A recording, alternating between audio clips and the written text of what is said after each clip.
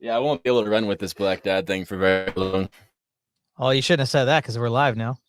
All right, Oh, everybody. okay. Thanks for hopping on the stream. I'm your friendly neighborhood Westford, and today somebody asked me to send pictures of my dad because they were questioning if I would be allowed to be a Black Hebrew Israelite, and they said if my dad is black, then that's like a good sign. So today I have my black dad here with me. Say hi, Dad. Us Hello, growing up everyone. together, it was good times back in Tennessee. And so like, what was it like growing up for you, Dad? Well, without you, which was a good thing. Right. I That mean, was this is the first time we've talked since you went to go get milk and eggs and cigarettes. So it's good to reconnect. You know. yeah. I can't believe you found me, man. It's wild. Yeah. I had to confer with my mom. Like, hey, is this the guy? And she's like, I mean, it could be. So I mean, and you said yes. So I mean, that's what I'm going off of right now.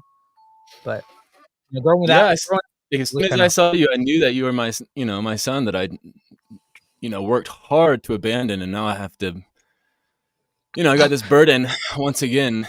So, Well, if it helps, I'm past I, 18, so there's no child support or anything like that. I mean, yeah, I think that well, was really the biggest thing keeping us apart. that was one of the big things. I told myself from the beginning, you know, maintain this, be a stay away dad,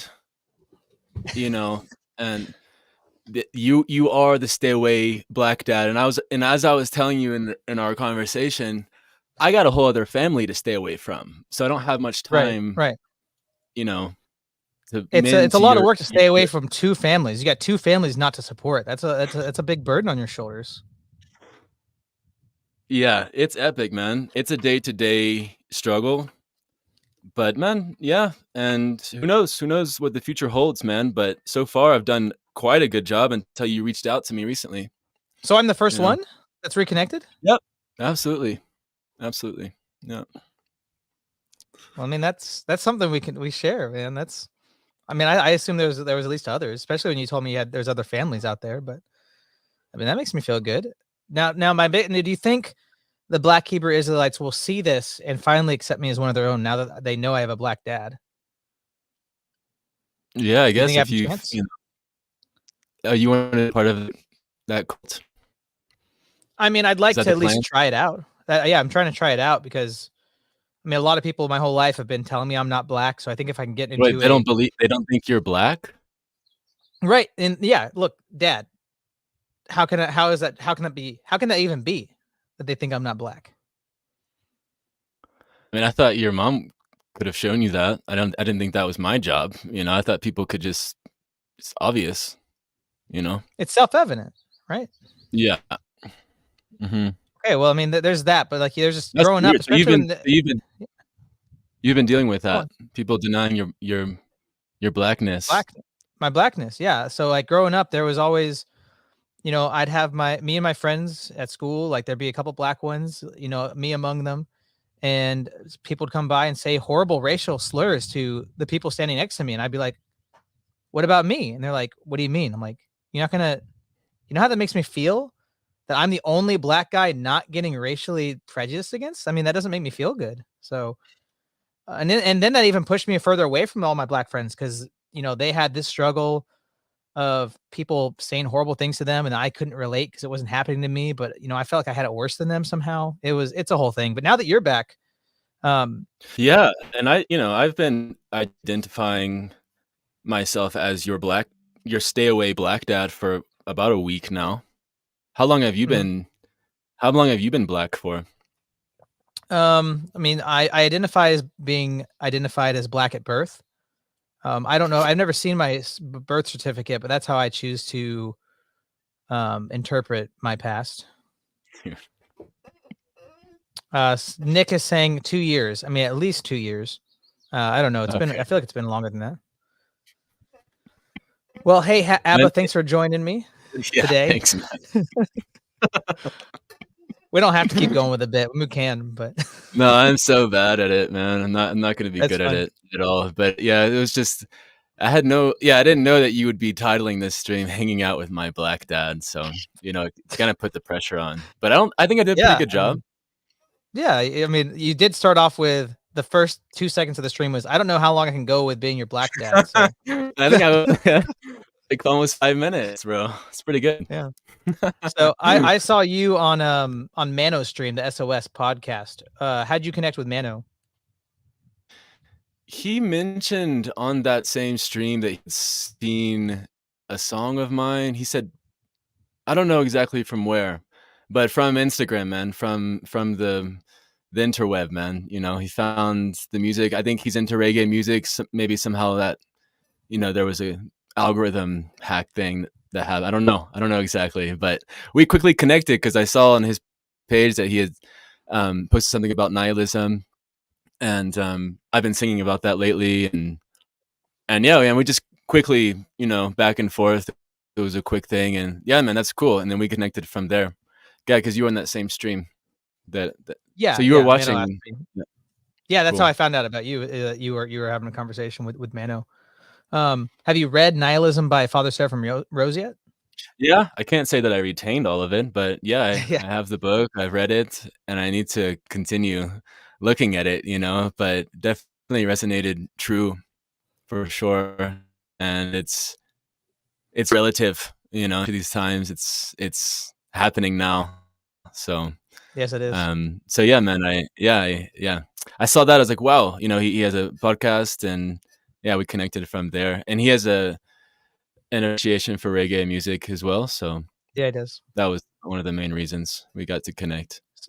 Yeah, what So you about you, grew up man? in Do you like reggae? like, yeah, I do. I can't say that I'm into it as much as you are, but I mean, I definitely have liked it throughout my life. I mean, it's never like my subculture. I was never like a reggae guy, but I've always liked it when it comes on. I mean, I know a tons of Marley, but and then who else? Gosh, none of them are coming to my mind. But yeah, I mean, I know other people. I swear.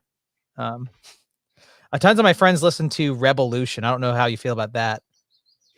Oh That was no, like a man, I don't modern listen to white any guy of that. thing. Yeah, yeah, it's Cali roots vibe. Yeah, Pretty yeah, shallow, definitely. in my opinion. But I'm Yeah, really just like feel the I never vibes. even Don't. I never even listened to Bob Marley, man. So I can't Oh, tell you really? much about. Yeah, I listened to this guy, man, around 12 years ago. His name's Midnight. He's from his name's Von Benjamin, but the band was called Midnight, NIT, and that was like he's a great artist, and I just listened to that for like over 10 years, and then started making reggae music in 2020 ish. But before I was playing reggae music, but I wasn't writing reggae songs. So it's been Okay. like 4 years. Yeah, Okay. So that so makes that's how you got into reggae?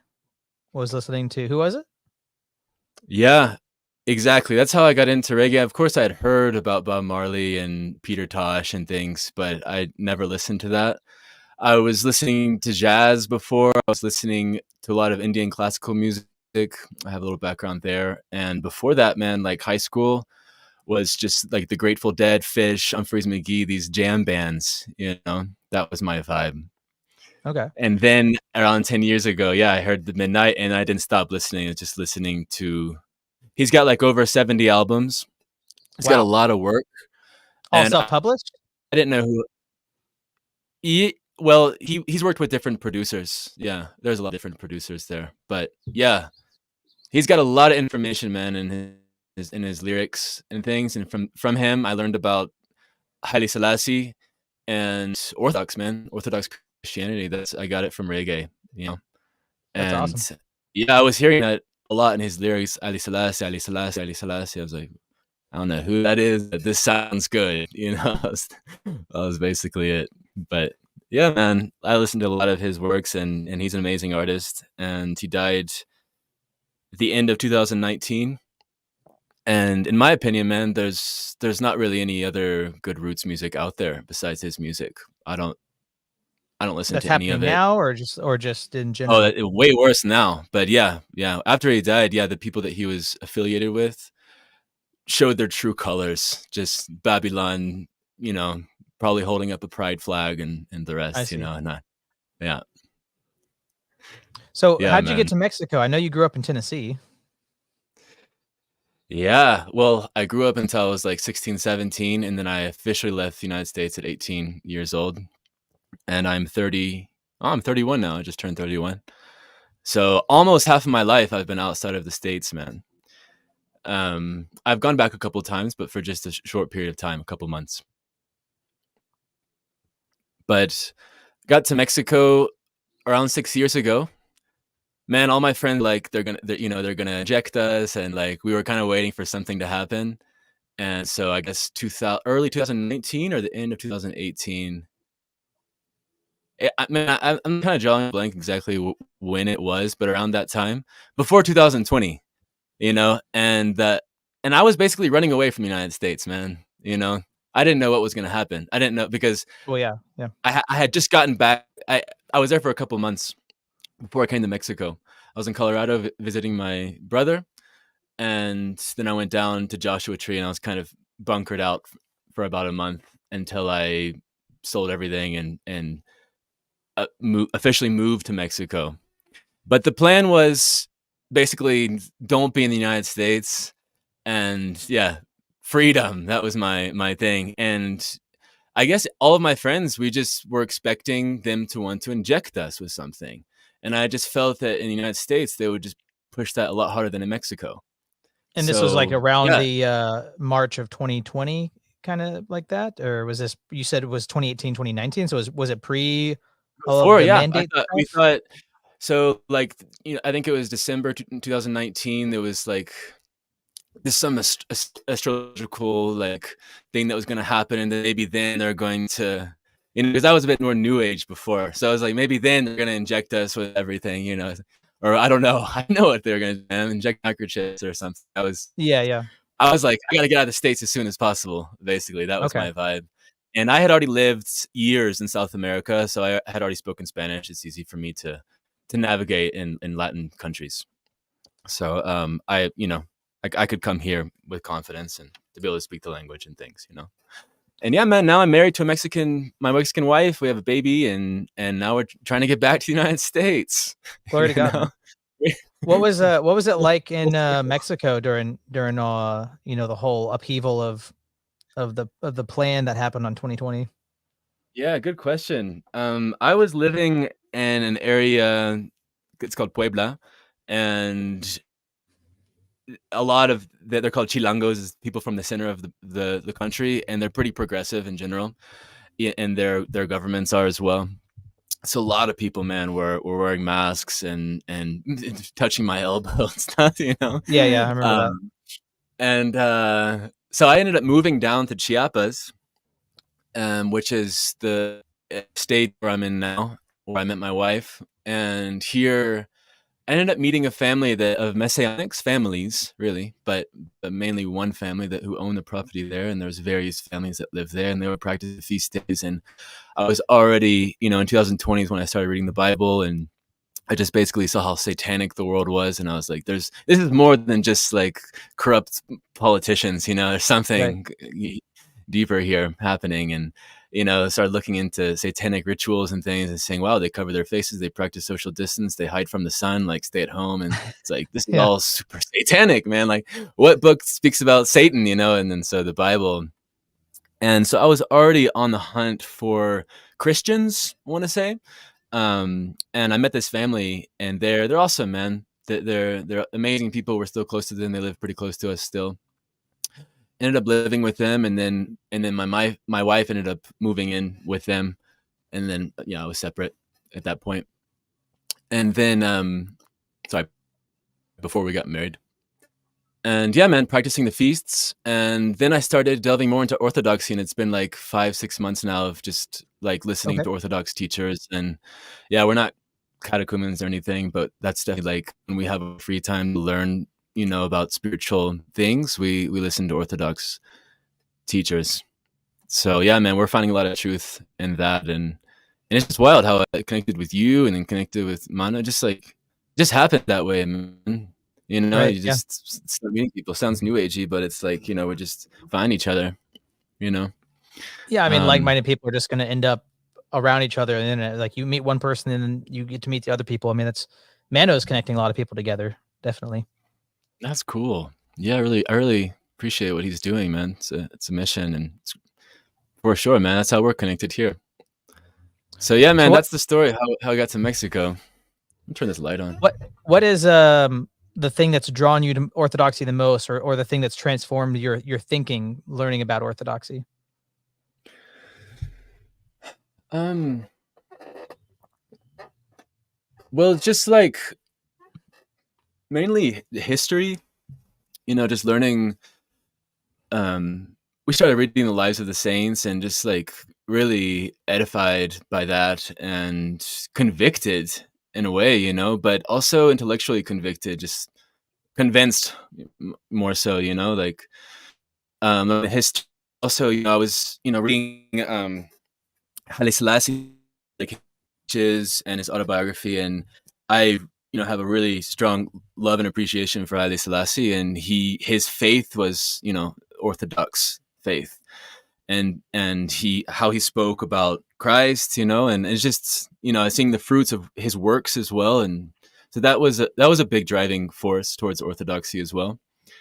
Um, what else, man? Just really practical information that is based in Christ, and repentance was a huge one as well. The focus on repentance is powerful, um, and really, yeah, like I said, practical information about like family values, gender roles, and these things. Just like something that we can practice and try out for ourselves.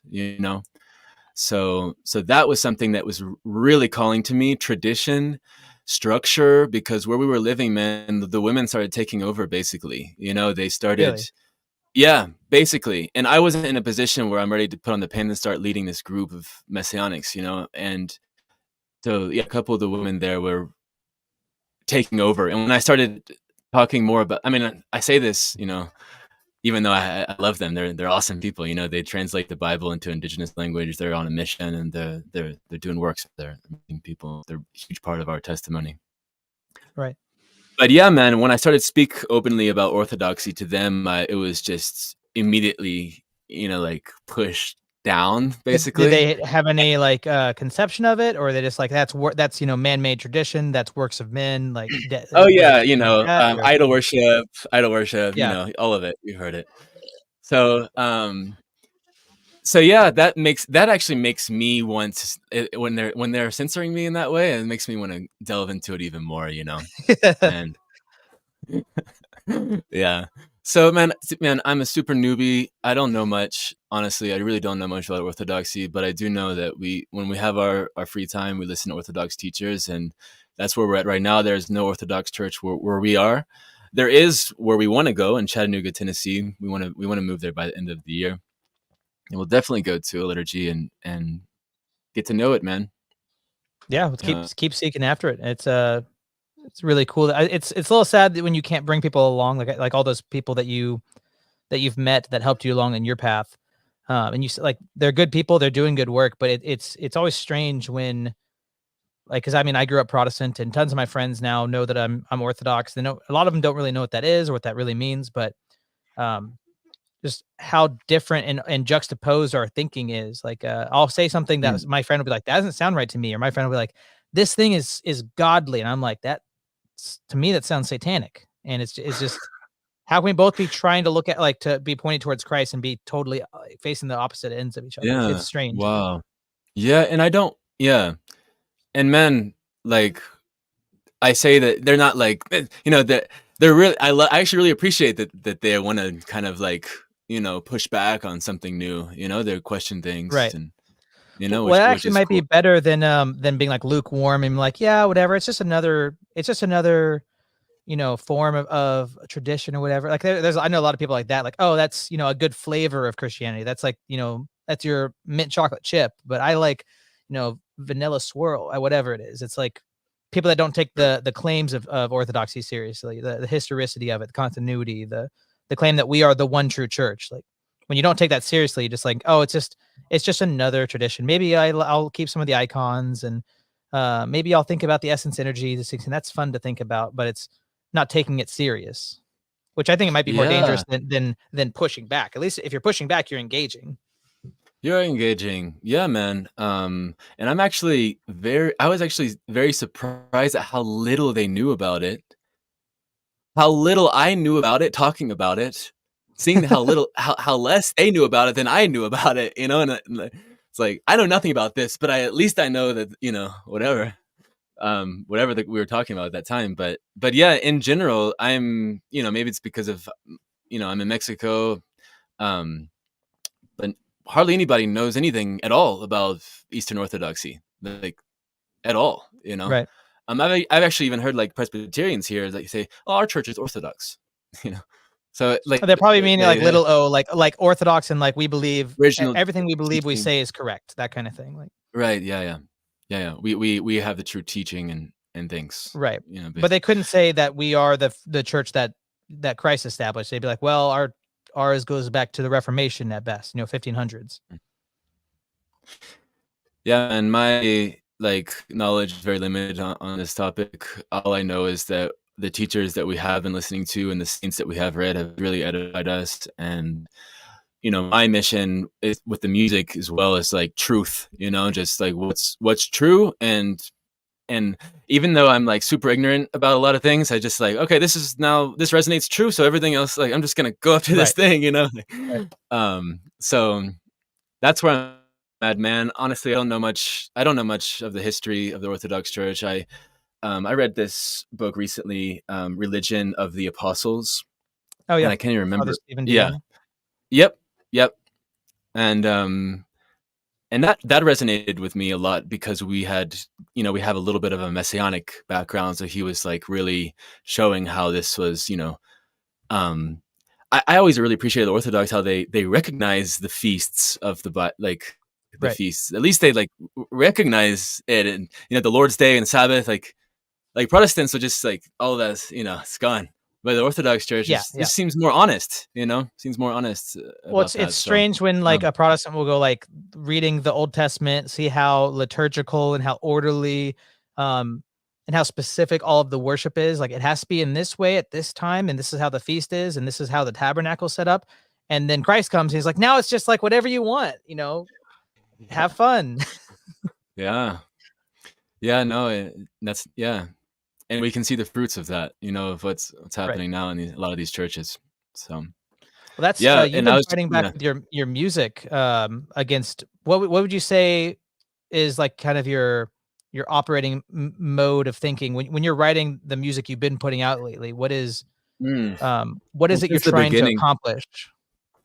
yeah. So what am I? That's a good question, man. From the beginning, I used to write songs that were more like melancholic folk type. I was, doing a lot more finger picking and things, and kind of spacious and a little bit experimental also. But man, when 2020 came, and I still had that reggae there, just still listening to it a lot. And then 2020 came, that I'm gonna finish these songs, and then I'm only gonna do reggae music. So that's been the mission, because I was like, there's a real mission here, and reggae is just the perfect vehicle to expose political agendas, expose Satan, and praise God. It's like it's this music that's based around that. So that's the mission, man. It's like the songs that are in a minor key are usually like Babylon, expose political agendas, shine light on evil. And then the keys and the major keys are more, you know, um, worshiping God, or, children are a heritage of the Lord, I mean, just Mhm. like children and God, and like positivity, so it has both of those thing. So it's like praise gods, Jah and burn Babylon. Like those are the two things, and then of course like so many topics can just spiel from that. Right. But that's the So mission, man. And of course it's like, always molding as I'm learning. When I'm writing songs, it's just whatever I'm learning right now, that's what's gonna come out, and and I try to well, whatever I'm still learning now, but that I've really integrated. I'm not gonna. There's things I'm learning now that I know that I can't sing about until like maybe in 3 or 4 Right. months from now. It's like more embodied. But things that I'm thinking about, and still active. So that's where the music comes from. And yeah, man, it's like truth music. I'm really wanting to define more of what's happening here because I believe that my music, my reggae music that I make, it's really roots reggae music. It's the only based reggae music that exists. It's the only reggae music that you'll hear that talks against the LGBT and the pride and everything that's happening there. It's like family values, traditional family values, gender roles, and these things. Like there is no other reggae that talks about this. So it's pioneering. It really is pioneering, and I'm not bragging. It actually is, man. Like, and if anyone listening, or if you know of anyone else, reggae people making reggae today that are based in their way of thinking in their worldview, please send them because we have to connect and start making music together. Because I'm alone in this, man. But I do have like a lot of people that are supporting me in different ways, producers, That's good to hear. musicians. But when it comes to chanting, and in reggae music you say chanting instead of singing. When I'm singing, I'm a reggae chanter. So as far as chanters go of reggae, I'm the only one at this point that is in based. So weird to call yourself based, but yeah, man, that's the music. It's like, and I keep getting that comment. It's like based reggae is the best reggae, and I totally agree, man.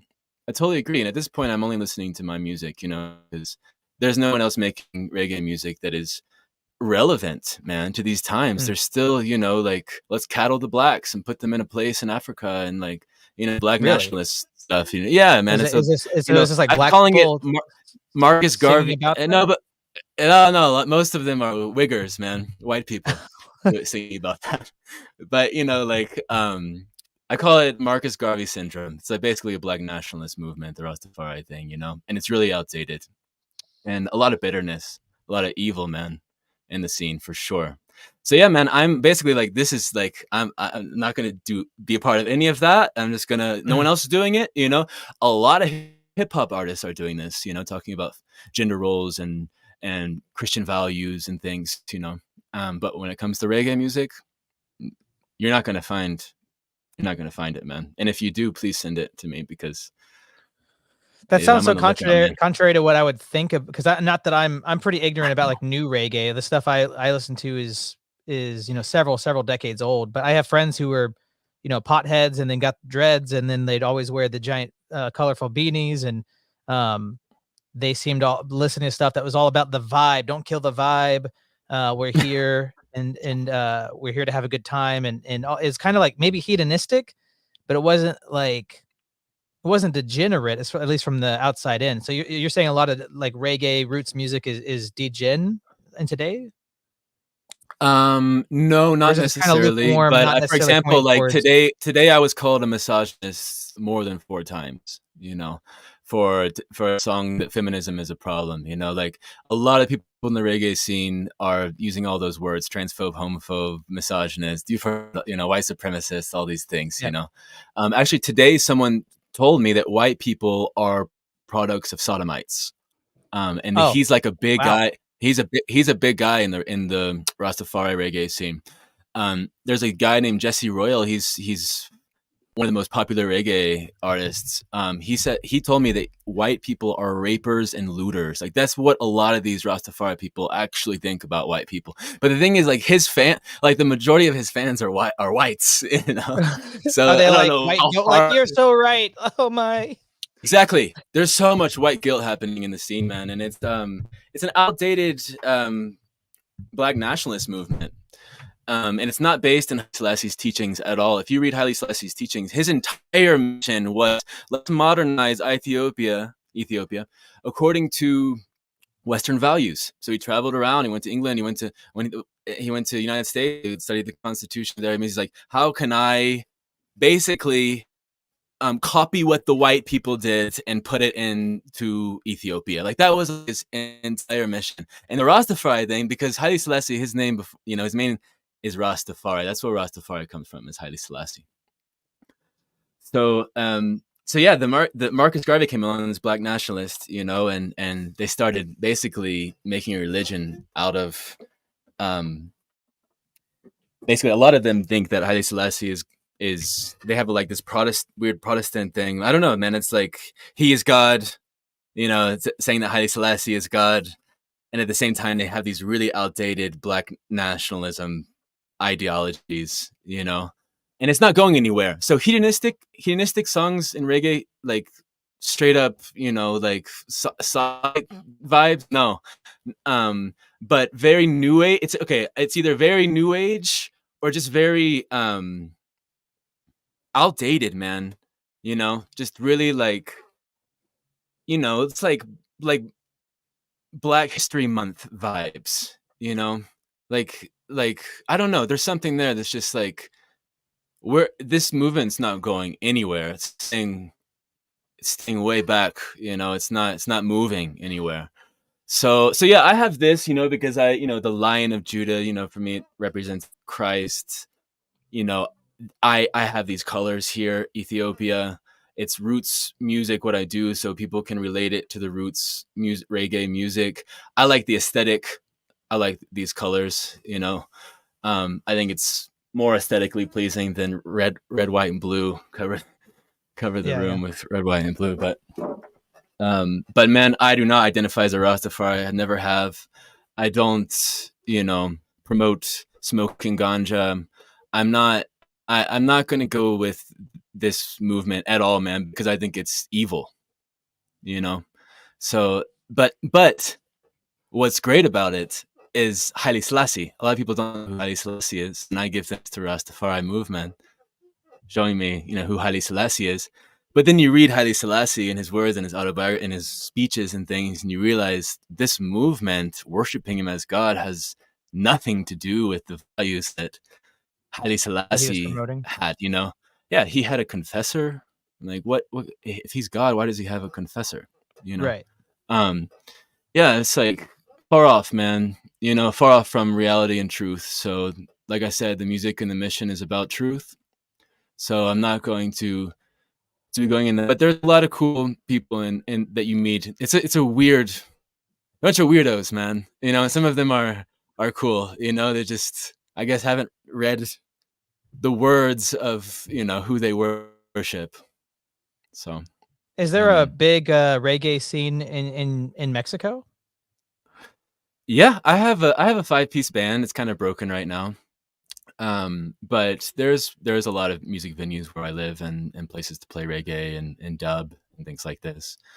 Um, yeah, there is, man. There's a lot of reggae, but not that much. But I mean, where I am specifically, yeah, there's quite a bit, What but would you not everywhere say you'll find it. is like the defining quality of reggae music? Like what distinguishes it from other genres?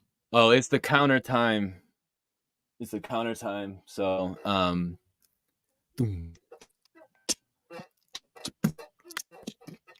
it's like all emphasis is Mhm. on the counter time. Just put 2 seconds. I don't want to bore people, but it's like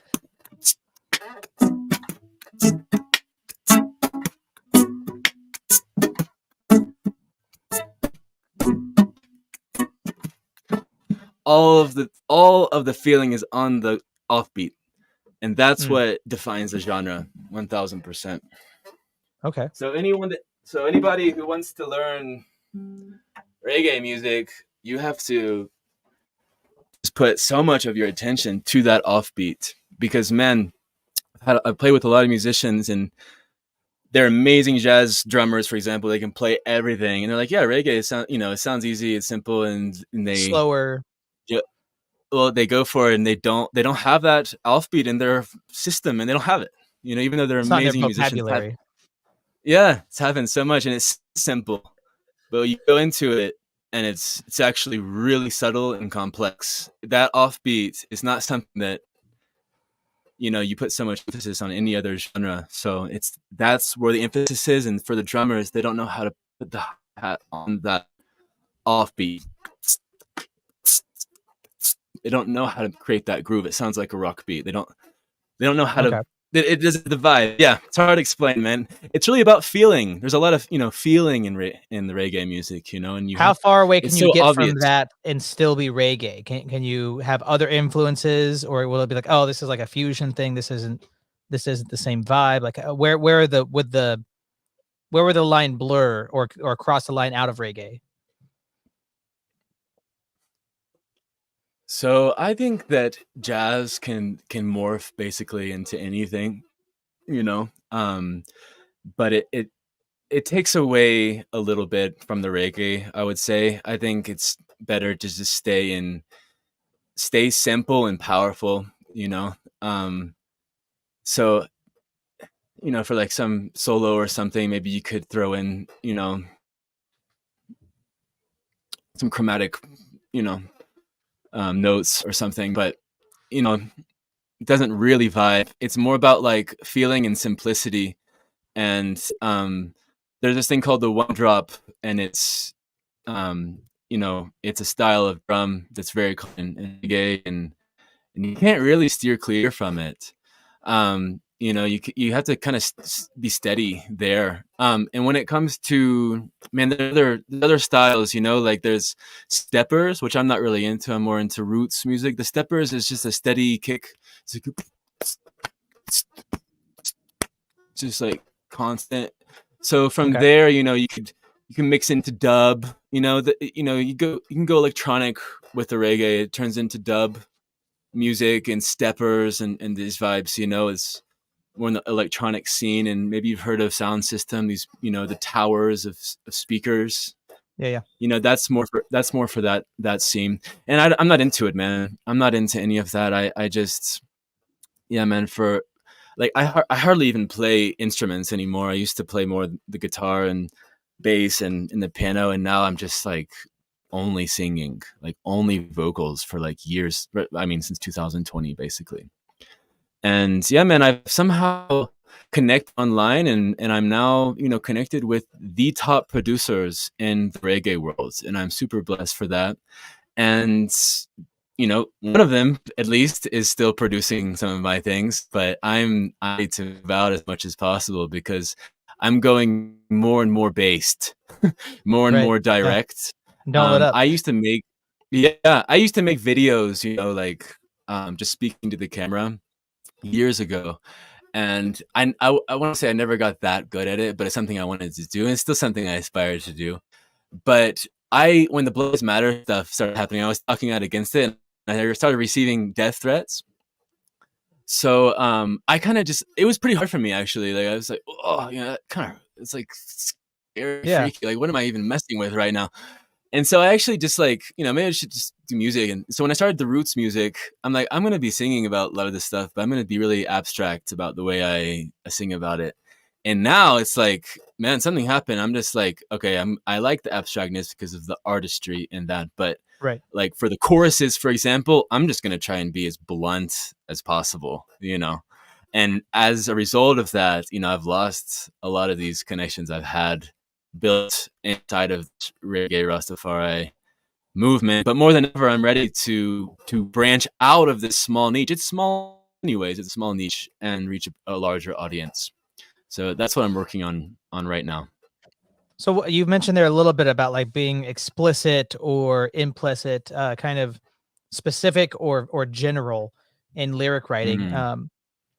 What do you think that is it you're trying to go more blunt, more specific now, or is it kind of depending on each song? Or I was talking to people about propaganda the other day. Mm. How would you define propaganda?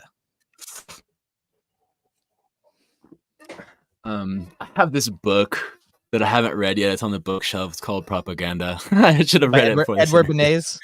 Yep. Yeah. Yep, I read it. Yeah. Um, oh, well, I haven't. So you know more about this than I do. Propaganda. Putting me on the spot, man. So I guess subtly getting a message across to, coerce. I kind of have a negative connotation towards Connotation. that Yeah. word. Like it's not a good thing, to be trapped in propaganda or something. but maybe there could be good propaganda. Like I don't know. I think actually honesty would just be better, right? I know a lot of political rhetoric goes into propaganda. And you're really getting me thinking now. Propaganda. How is that? How is that definition? I don't know. Good. I mean, to me, it's like I feel like Yeah. people are using the same word for slightly different concepts. Like to me, propaganda definitely has a negative connotation. When I think of it, it's like um, a lot of symbolism or imagery that's supposed to like sink into your mind subconsciously that gets you to manipulate you to a certain goal, and it's usually very degenerate. Um, Ah. but a lot of people are saying, well, if we define it as influence, I'm just trying to influence you. Can I influence you in a good way? So, like, can there be good propaganda? Like, I'm going to intentionally try to influence you towards the good. And Yeah. if we're going to define it like that, then I suppose there is good and bad propaganda. But to me, it's still very much like if something's propaganda, it's taking away from the art. Like to me, art is Oh. the artist is expressing something true, whether it's something just within them or something they're trying to point people towards an objective truth, objective beauty.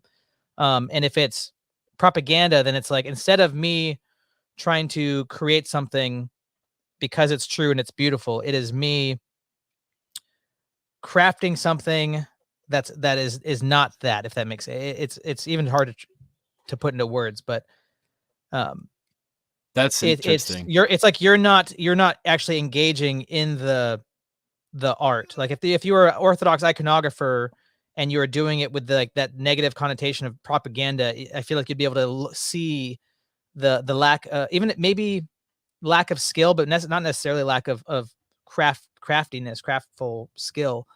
But you'd see it in the intention of the heart that's coming out in a subtle way. I think it would negatively affect the art if you're thinking about how is this Orthodox icon going to explicitly change these people's hearts, and I'm focusing on that instead of focusing on the beauty and the truth of it.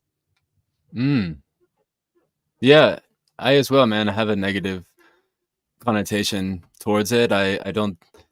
It doesn't seem honest. You know. It doesn't seem like you honestly want the best for someone if you were, creating propaganda to convince them to Right. to sign up to your agenda, whatever that may be. Right. Like if with the negative connotation definition, I don't really care about Orthodox art that's propaganda. That's just there to try to get people to become Yeah. Orthodox. To me, that's Hmm. not very useful. You can just have a conversation with them. You don't have to be like, I really want to get you to become Orthodox. So I'm going to do the art or this book or this movie that's incidental. It doesn't really matter what it is, but it's just there to make you become Orthodox. I mean, Right. that's just Yeah. not interesting to me. I don't think it's interesting to people that you're trying to communicate to.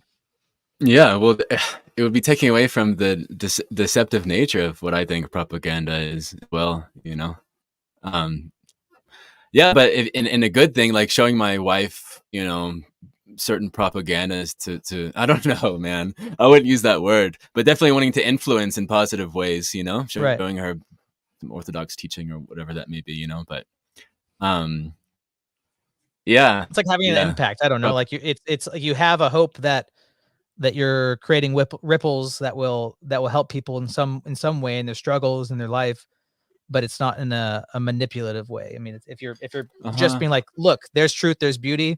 I'm oriented myself towards it. I want you to turn towards it as well. I mean, that's different than whatever the manipulation is. Right. Yeah, I hear you. Yeah, I haven't thought about, my definition for that word. I also haven't looked at the etymology. I don't even know where it comes from, man. So, I think one um of the earliest uses was in 1623, if I remember. There was like a Roman Catholic push against the Protestants. They're trying to use propaganda against the Protestant Reformation. I think that's one of the earliest uses of it.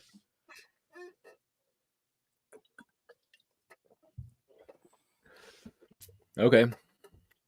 I didn't that. Is that what it is that what the book does a book tell you about that? About the It, history it of it? mentioned that's where I learned about that. He does get into the history a bit. So Edward Bernays, he was a propagandist in the early 20th century. He basically was hired. This is my understanding. It's not a full understanding. He was hired by different companies to be their marketer, and he intentionally tried to manipulate people's thinking um, to buy the product instead of just being like putting up posters. Hey, great product, you'll love it. He tried to sell pianos, so he propagated this idea that wealthy aristocratic people have music rooms that they can have people invited over and they can have balls and live music. And what goes great in a giant room that you have now that's empty? A piano. So he would try to get people to feel like they're coming up with the idea that he's trying to get them to get to in the first place. Mm. So, and he thought propaganda was a good thing. He thought propaganda was a tool of the elites of the people of the state, that they should intentionally use propaganda to direct the masses like a shepherd with sheep towards whatever goal of the state has for them. So that's what he was. It was basically an apologetic for propaganda. Was that whole book? Yeah. Well, that doesn't sound very, like a kind thing to Good. do. Right. Yeah. I mean, if you're a capitalist and it's you view man as homo economica, then being the person that pulls the levers of what makes the economy run, I mean, then you're like the prophet. Mm-hmm. Yeah. Yeah, man. It's I guess a challenge to each one in these times, living in, I guess, under capitalism, to be able to discern what is propaganda and what isn't. I hope that me and my family are not deceived by propaganda. Right. Yeah. I hope we have the eyes of discernment to see through a lot of that. But for sure, they've convinced a lot of people to sign up for war and do things via propaganda. And it's pretty clear, man. Look at the masses. Majority wearing masks or whatever that may. It's like, yeah, they're ready to be steered. So yeah, it's epic, man. It's Yeah. epic. We're trying to get out of Mexico and go up to those parts. You're in Seattle, right? Yeah. I'm around the Seattle area. Are you planning on going back to Tennessee at any point in time? It's always an open door for us to move back. That's where I grew up, was just south of Nashville. As you can tell with my thick Southern accent, howdy y'all. Yeah. But we bought land up here, and we have a really tight Orthodox community up here. There's a bunch of churches here and really based priests that Cool. I feel totally confident that they would die for the faith, that they would never Wow. compromise or do anything that would have a negative impact on their flock. So that to me is like one of the biggest hindrances of me moving back south. I like the South more than the Pacific Northwest. I think the Pacific Northwest is beautiful. I've been to New Zealand, and all of the mountains feel a lot like areas of New Zealand I've been. I love the greenery and I love the ocean. But I don't even say the politics are that much different than the South. Maybe I'll be chastised by some people, but it really does seem to me that it's more of like a urban versus rural issue. Like the closer you are to a city, the gayer it is. And I think that's just across every state, basically. There might be like, temperatures like, Seattle's 10 degrees gayer than Idaho or something. But there's tons of people here that are like the people I knew back in Tennessee, is all I'm trying to say. Wow. So That's cool. if I'm going to move back to Tennessee, the biggest thing would be finding an Orthodox community that is like-minded and not nominal or lukewarm, you could say. But I mean, even if it is like not the closest community that's not trying to actively walk the walk, it doesn't mean that the sacraments aren't valid or that it wouldn't be beneficial to keep being a part of that community. It's just that I have that right now. I have a community that's very active and very close knit, and everybody is, trying to live a Christian life. And I've seen other or even Orthodox parishes where it's just kind of, it's just kind of what we do on Sunday. So that's awesome, man. Yeah, and that's the best investment you can make into the spiritual family. And right. you guys have been able to build some of those relationships. That would be, I can see that being a hindrance for sure. Yeah, man. Absolutely. Yeah, we need spiritual, like the physicality of having, spiritual family close by. Mhm. And I'm at that point right now. My family, my blood family are not believers. My grandparents are, but they're old. They're Protestants as well, and from my wife's side, not at all. So I definitely put focus on that. Telling my wife like, spiritual family is absolutely more important for us than blood family at this point. This is what we should be, putting our it should be part of our goal. It's super important for our souls. So yeah, we're hungry for that, man. Fellowship. um I want to meet a priest. I want to meet other Orthodox Christians. I want to say also we try to walk the Christian walk as much as possible, you know you know by the gift of God. So yeah, man, it's a day-to-day thing, and Yeah. we absolutely need um to have more spiritual family arrests right now. We have these others like I told you about, and I would say that he is like one of the guys there would be, I could call him, and he's been a mentor to me, and I could absolutely open up to him about things. But I know that I need a mature Christian man in my life to hold me accountable, and that I can go to when need be. So yeah, for guidance and wisdom, absolutely, yeah, that's super important, man. And it's easy to just be like, I'm gonna hide in a little, rustic Right, right. cave, and not not get out. So it's definitely, we have to put an effort into that. But man, I've even taken my wife and my family to a Baptist church here in town, just because like, let's just go and just be around people, Right. talking about Christ. Yeah, So at least people that are attempting in their limited understanding towards to be pointed towards Christ, even if it is with a in total ignorance and not understanding the historic faith. Like they're at least, especially if they're sincere, and I think that we assume they're sincere and genuine. They're attempting to live a Christian life. yeah, absolutely.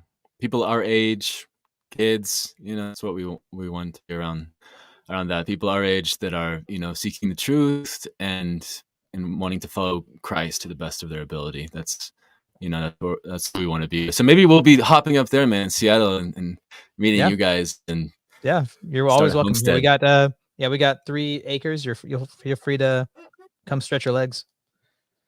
That's awesome, What man. how did you grow up? Did you grow up, you said your parents weren't religious. Was it like explicitly atheist? Was it When I just was a didn't Yeah, when I talk was about? young, no atheist, no. Um, so my I we I kind of grew up Christian in a way, Protestant Presbyterian through my grandparents, and my parents were kind of into it when I was a kid, like 6 years old, and then they just moved away from it. They weren't going to church anymore, and by the time I was 11, 12, my mom started teaching yoga. So I was introduced to that at a pretty young age. But man, I was rock climbing. I was doing a lot of rock climbing. I was a sponsored athlete, and that was Did just you grow kind up in of Chattanooga? my God. Yeah. Yeah, Well, Chattanooga's got a big rock climbing community. yeah, yeah. We moved there when I was like 8 years old. But yeah, Okay. um, but then started climbing, and yeah, it was from a young age, and yeah, there's so much rock climbing there. So that was really cool, man. And that brought me to many beautiful places. Just the rock climbing, like out into nature and things. But definitely, it was my God, man. But I wasn't drinking alcohol and partying stuff like that. It's just I did live a small little stage of that. Like 18, 19 years old, experimenting with alcohol and things. Um, but oh man, I'm thankful that I didn't go through like a party stage, and I think that was helpful. Um, I'm at a long party stage. The rock climbing, that just being healthy and being out in nature, and staying fit. And it was an obsession, a total obsession, man. Like I would like right now, it would be like holding on to this thing, like seeing all the possibilities of like just like looking at options all the time, imagining myself like this tall and like how I'm climbing different things. Like that's how I spent my time in the classroom, just like holding on, just thinking about my climbing projects.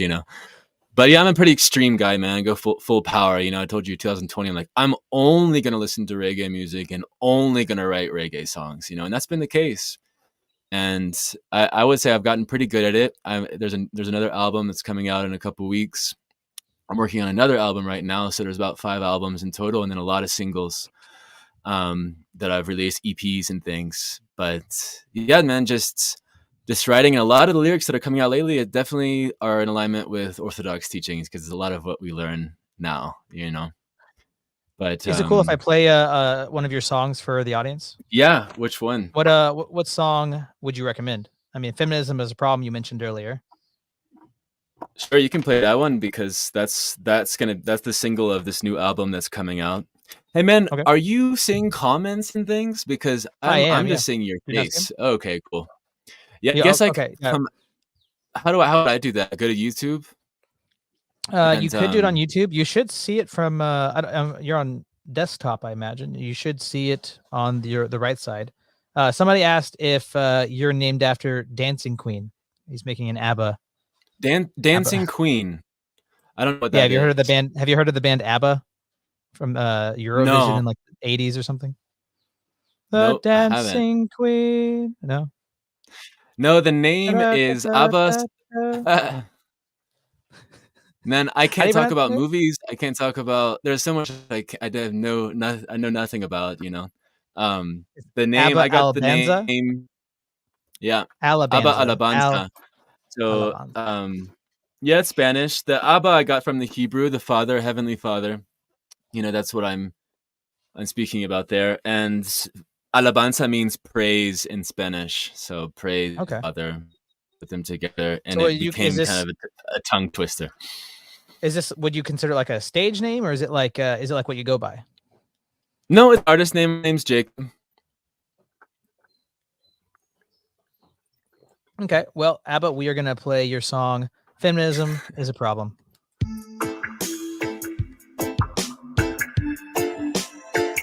Can y'all hear it? Does it have sound right now? Feminism is a problem. Is it supposed to have sound? I don't hear anything.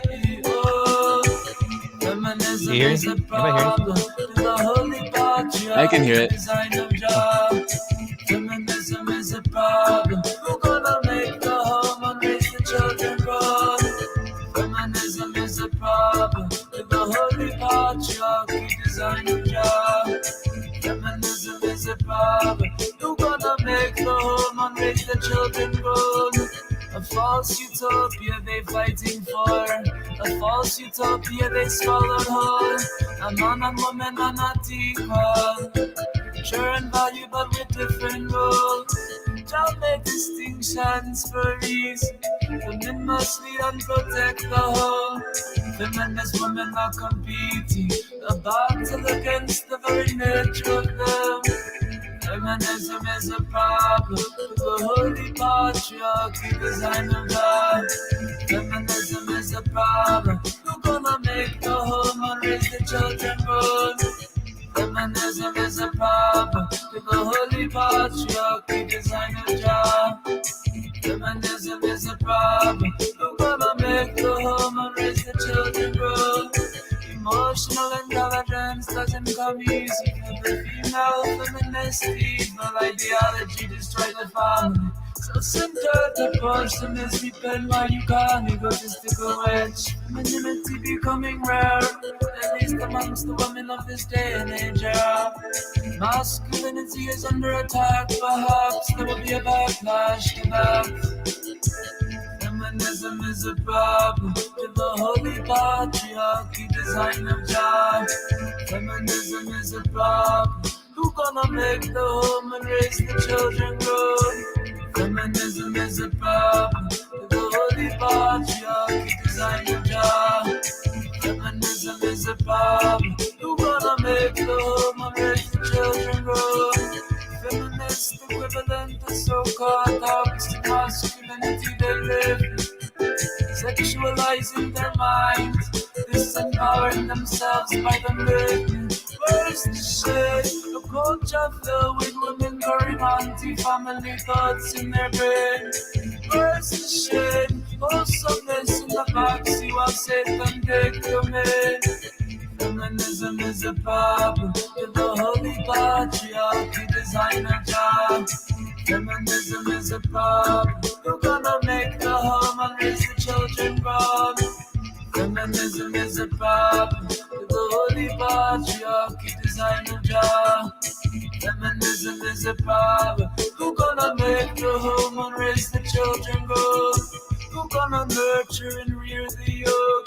Who gonna make an embellish home? Who gonna support the husband and help raise close generations? A strong society is made of strong families, nuclear families at that. Feminists attacking the framework of God. Rebellious hearts. Feminism is a problem. Feminism is a problem. Feminism is a problem. Feminism is a problem.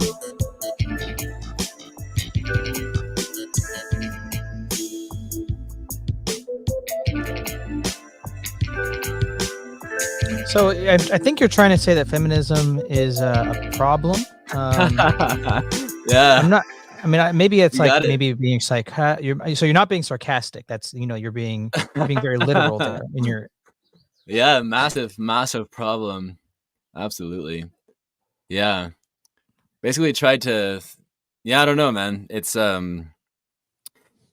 That song has caused a total upheaval. It's like a glitch in the Rastafari matrix almost, because there's so many that have leaned towards this progressive LGBTQ stuff, and then Really? they hear this, and it's just like they don't know how to react, because it's like very roots feel, and at the same time it's like feminism is a problem, and here's why. And I think the art is pretty revealing as well. Like protect the family. Like that's where most of the focus on why it's a problem. It's like family. And I think that feminism is, if not the biggest threat, one of the biggest threats to nuclear family. Isn't it a little weird and ironic to have roots music that's about uprooting yourself? Makes no sense, man.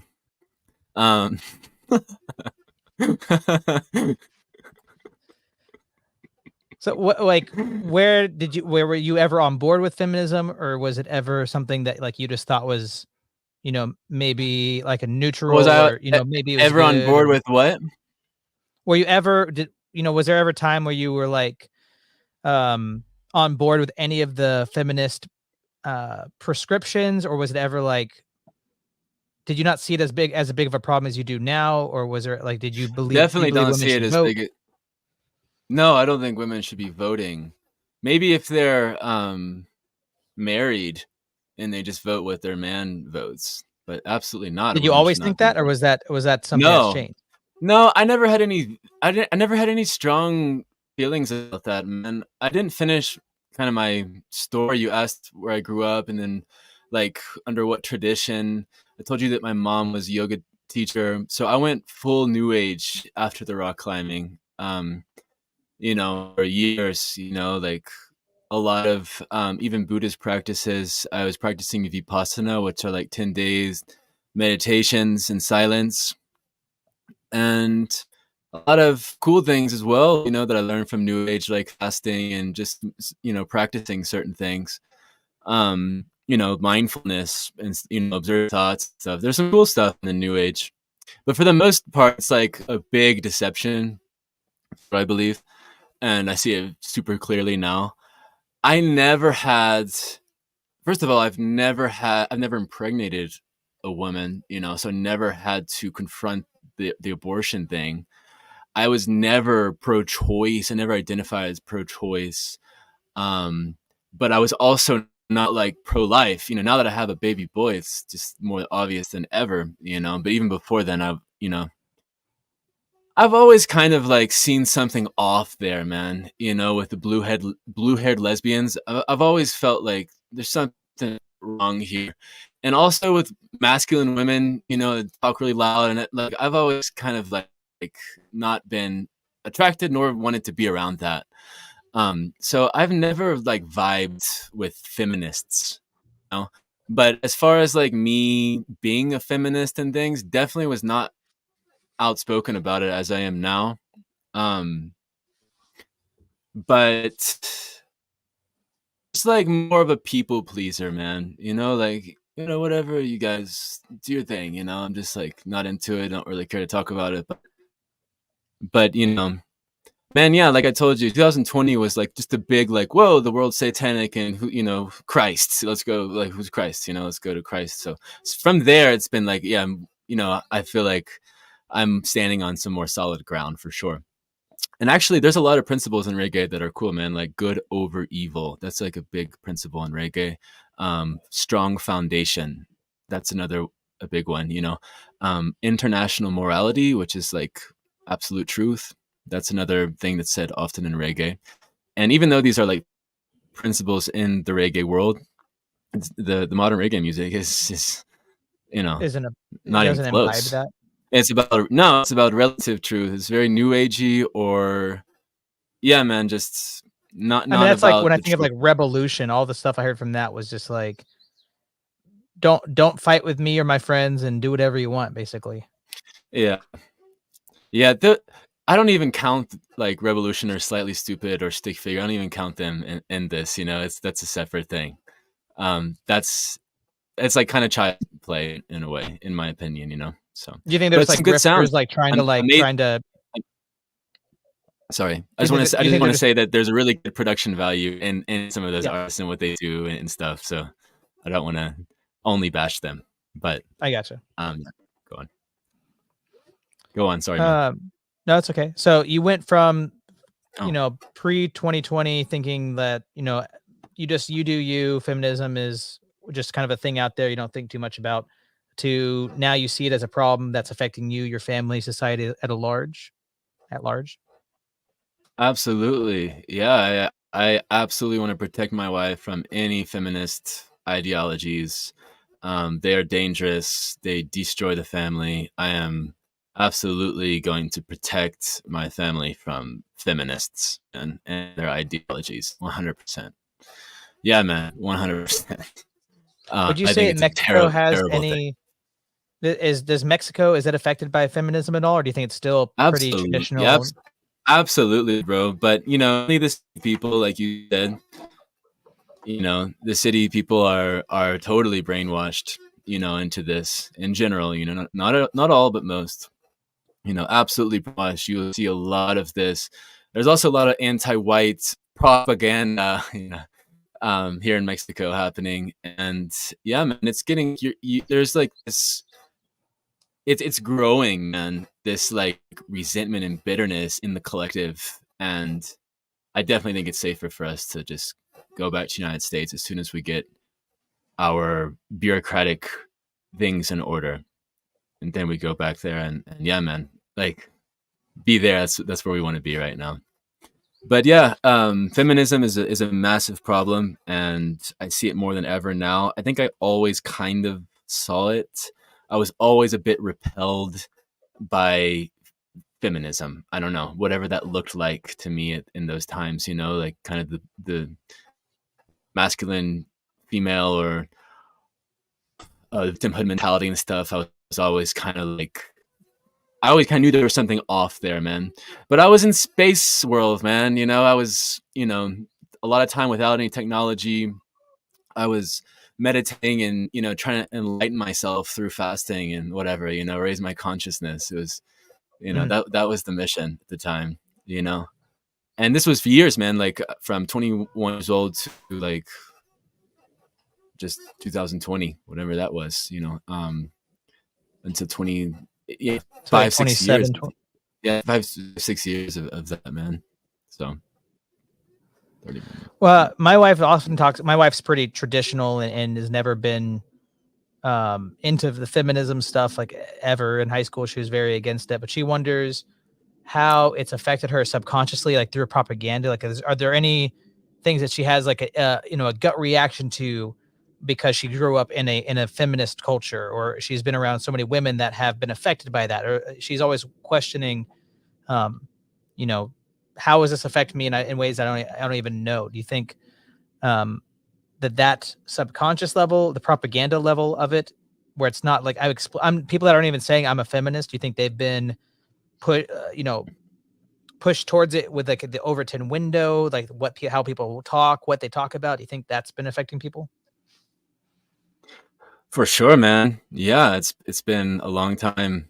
I guess this agenda and inverting the roles and everything. I think a lot of women are looking at other women for reference and things, and I think there's so much that has been taken on subconsciously, just from yeah, yeah, yeah, absolutely, man, absolutely. That's taken a toll. I guess the feminist propaganda on the women in general, and men too, man. There's a lot of weak men out there that are Yeah. feminists. A lot of Um, simps. yeah, The simps enable all the feminists and all that stuff. They give them power. yeah, it's crazy, man. How many? I guess simps. I haven't heard that. Simps. I think. Yeah. What does it mean? Simp. It means a man that will do anything to get laid. Oh. He will sacrifice everything about his manhood in order to get laid. Yeah. I've gotten this a lot from releasing this song. I've had a lot of Rasta boys, telling me how wrong I am doing that, and I'm like, they care so much about women, and Yeah, then that's called like, white oh, knighting. like, what's your relationship status? Oh, I got it, like, I don't know, I got a couple bitches, that I see sometimes. Like, oh yeah, I care so much about women, Yeah, yeah, Um, it's like, are you gonna get married? Are you gonna commit to one woman and have a family with her, or like, how much do you actually love women? But yeah, I've got a lot of backlash from these boys, man, the Rasta boys. Angry about that, like firm, like on their feminist, like ground or whatever. It's a house built on sand, man. And definitely. start really asking these guys questions.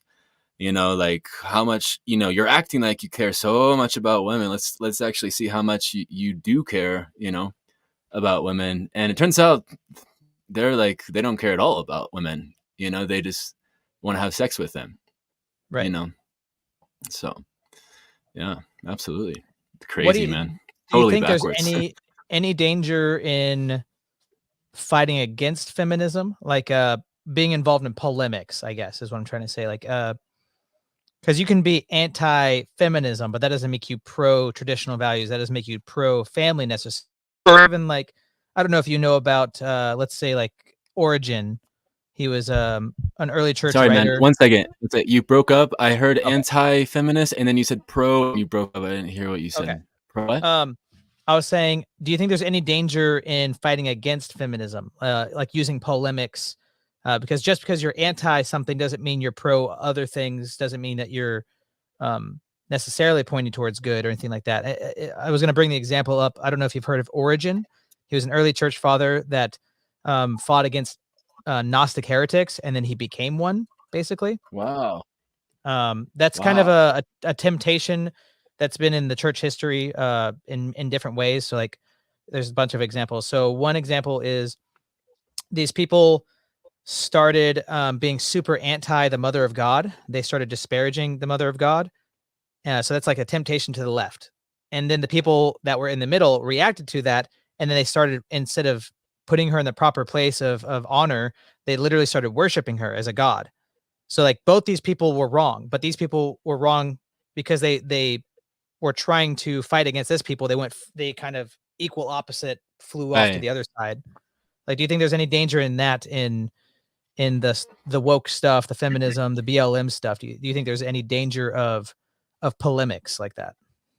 Well, I think that's an amazing thought and question, man. I appreciate that a lot. I have never been asked that. I think there can definitely be a danger to it. Like I said, the song is, I put focus on the family, so it's like, even in the cover art, it's like protect the family from Right. feminism, so it's not only like, and I've even told my wife, and I, I don't really like saying I'm anti anything, like I don't it just doesn't really resonate with me to say I'm anti-feminist or anti-woke, or I'll put a hashtag anti-woke just because of I want anti-woke Algorithm, yeah. people to come. Yeah. But I don't really I don't say that. At least I try to not say that I'm anti anything. I will say that I avoid arguments as much as possible. I don't want to be arguing with anybody. I don't want yeah, I don't want to. That's not my vibe. I just want to talk with people. But I do find that Right. when you do attack the war or whatever, the basically the great majority of people that are going to have the backlash towards you are only there to call you a misogynist white supremacist, and that's it. They're not. There's no conversation. There's no dialogue. Extremely childish. There's no like even attempting to try to understand where I'm coming from. There's none of that at all. It's only Right. like just cursing and whatever, man. So I I don't want to engage in any of that. It's hard for me when I do engage in that. It's hard for me to not be sarcastic, or make a joke out of it somehow, you know, because it's so that word misogynist, homophobic, transphobe, racist, white supremacist, white privilege, all this stuff. I've heard it so much. I told you years ago I was making these videos speaking out about Black Lives Matter, and I got that, at that point in time, I was like, oh, it kind of hurts. Like, this guy just threatened to kill me and my family. Like, wow. But now I've received so much of that, especially lately with this new music coming out, that I can't lie and say that I don't feel anything at all, but I can handle it way better, and I Right. only know that that's going to go up.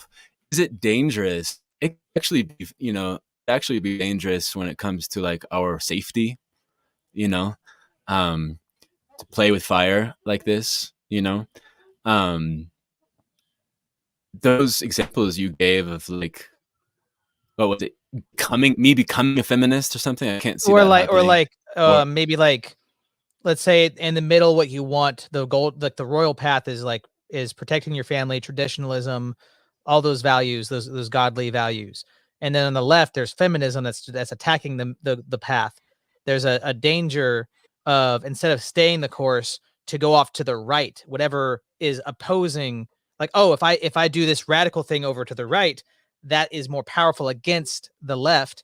And instead of just, putting your eyes on Christ and following that middle way, it's a temptation to the right, which I think can be a little more subtle and easier to rationalize, because, well, I'm fighting this evil, but it's like, well, are you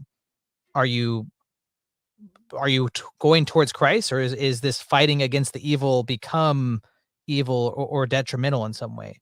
I'm not accusing her. I'm just asking the question, right? Like, no, because I I know think you're I think not. I don't feel that we at should all. be self-examining. Um, 100%. And I know exactly what you're talking about. And I don't want to do that. I mentioned before that I'm an extremist in a way. So like, I know that I could have the tendency to like, um, pendular and go from one side to the other, full power. Um, and I really don't want to do that because since I found Christ, it's like that is the mission, and that is absolutely what I just mentioned in Reggae is this principle of strong foundation. I want to absolutely be founded on Christ, and I believe that because I've had that, only follow Christ. I believe because of that I have found Orthodoxy quickly.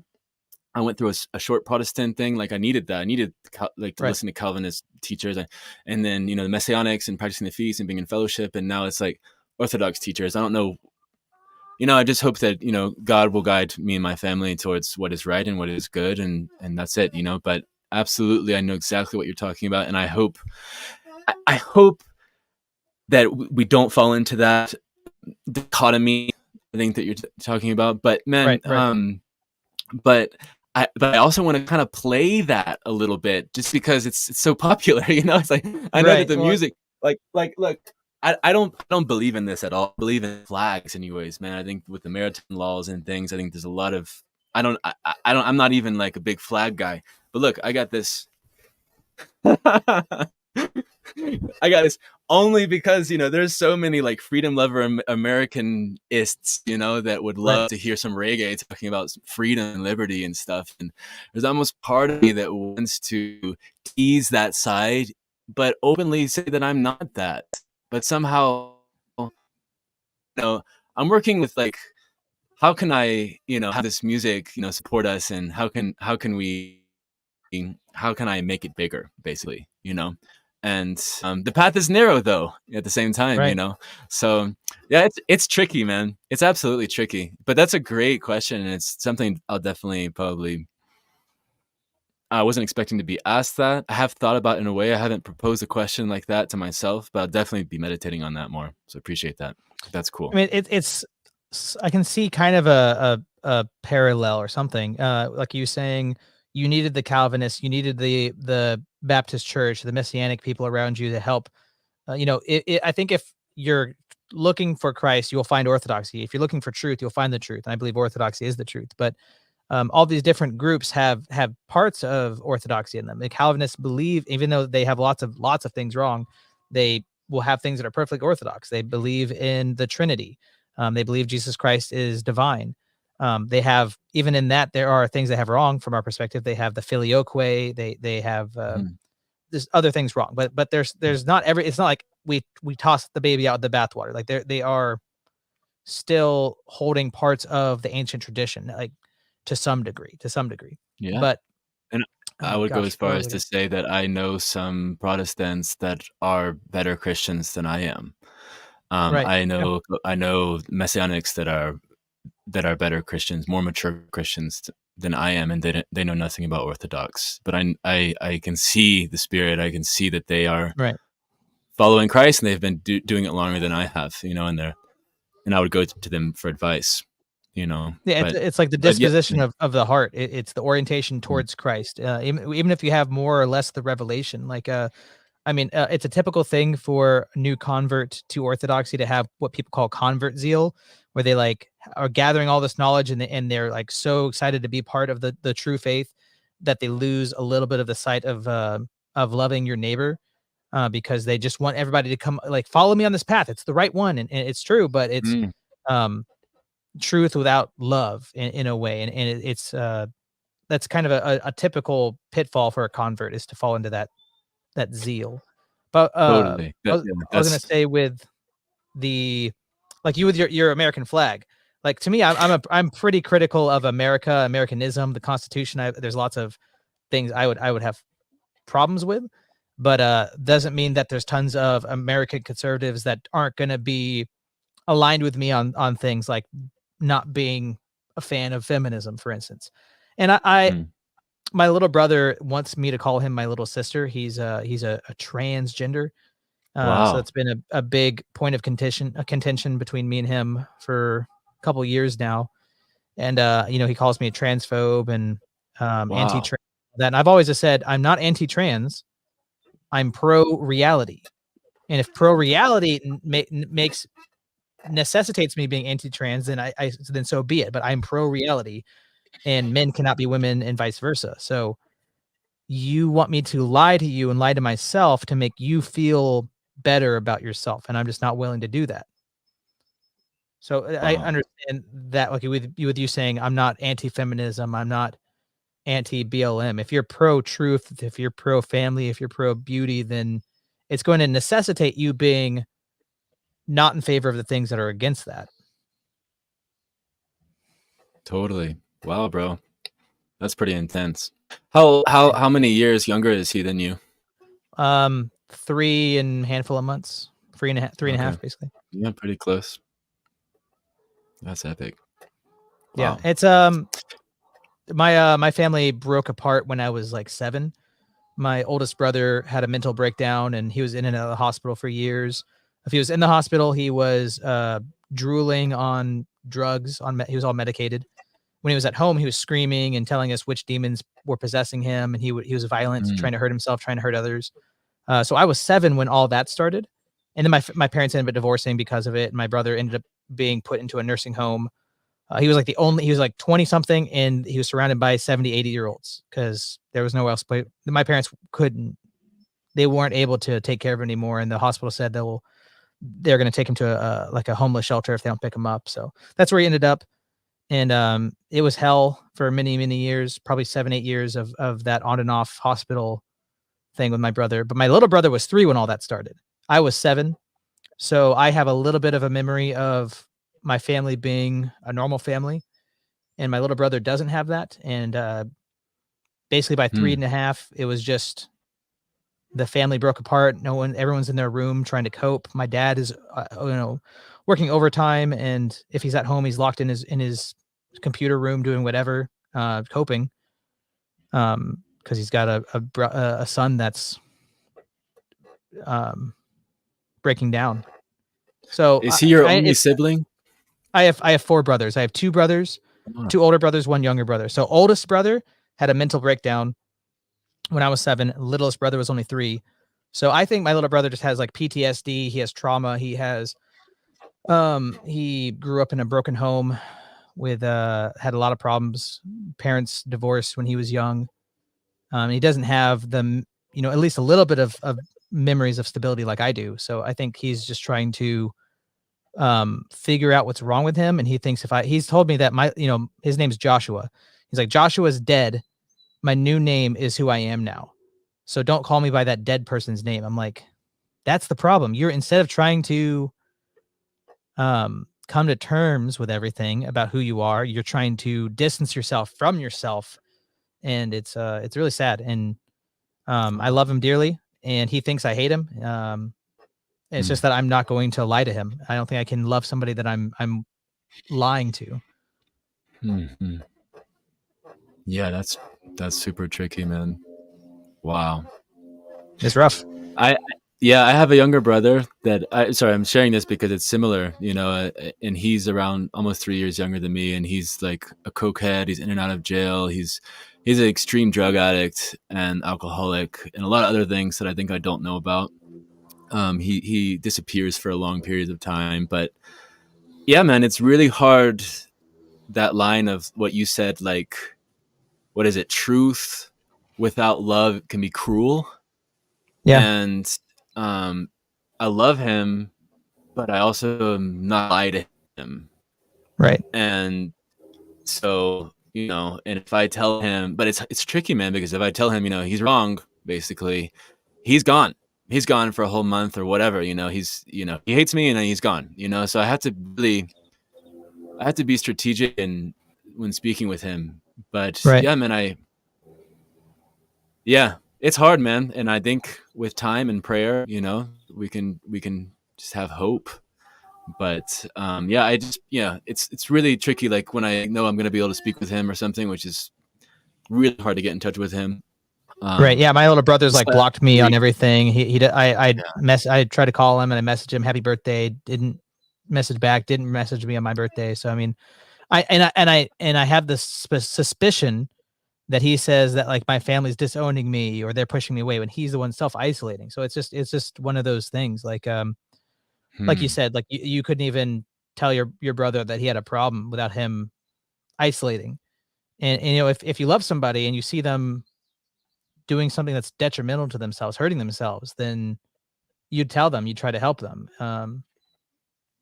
And that's like with my little brother, he's just like, why won't you respect me enough to call me what I want to be called? I'm like, it's not a respect thing. It's a truth thing. And I see this as damaging you. And I'm not going to help pile on. I'm not going to help dig your grave. Exactly. And yeah, man, we need wisdom when we're speaking with them. It's like, there's a right way of speaking to them and also being truth, because it's tricky, man. I can feel this from you as well. It's like your mission is truth, correct me if I'm wrong, but it's like truth, and for people that are like truth seekers or truth goers, that's the hard part, the like balancing love with truth and how to speak, so yeah, sometimes truth you don't without speak. love is cruel. Sometimes you don't. Yeah, and exactly. it's also the other way. The love without truth is I mean, that's helping dig people's grave. If I was just like, I'll, I don't understand it, I don't agree with it, but I just want to make sure he feels supported and loved. Then I'm actively helping him be deluded. I'm actively helping him make himself sterile. I'm actively helping him kill himself, and that's not love. It's love without truth. It's also wrong. Yeah. Love without truth is just barren. It's just empty, void. It's not even, yeah, like you said, not based in reality. Yeah, I hear you, man. I hear you, feel you. Yeah.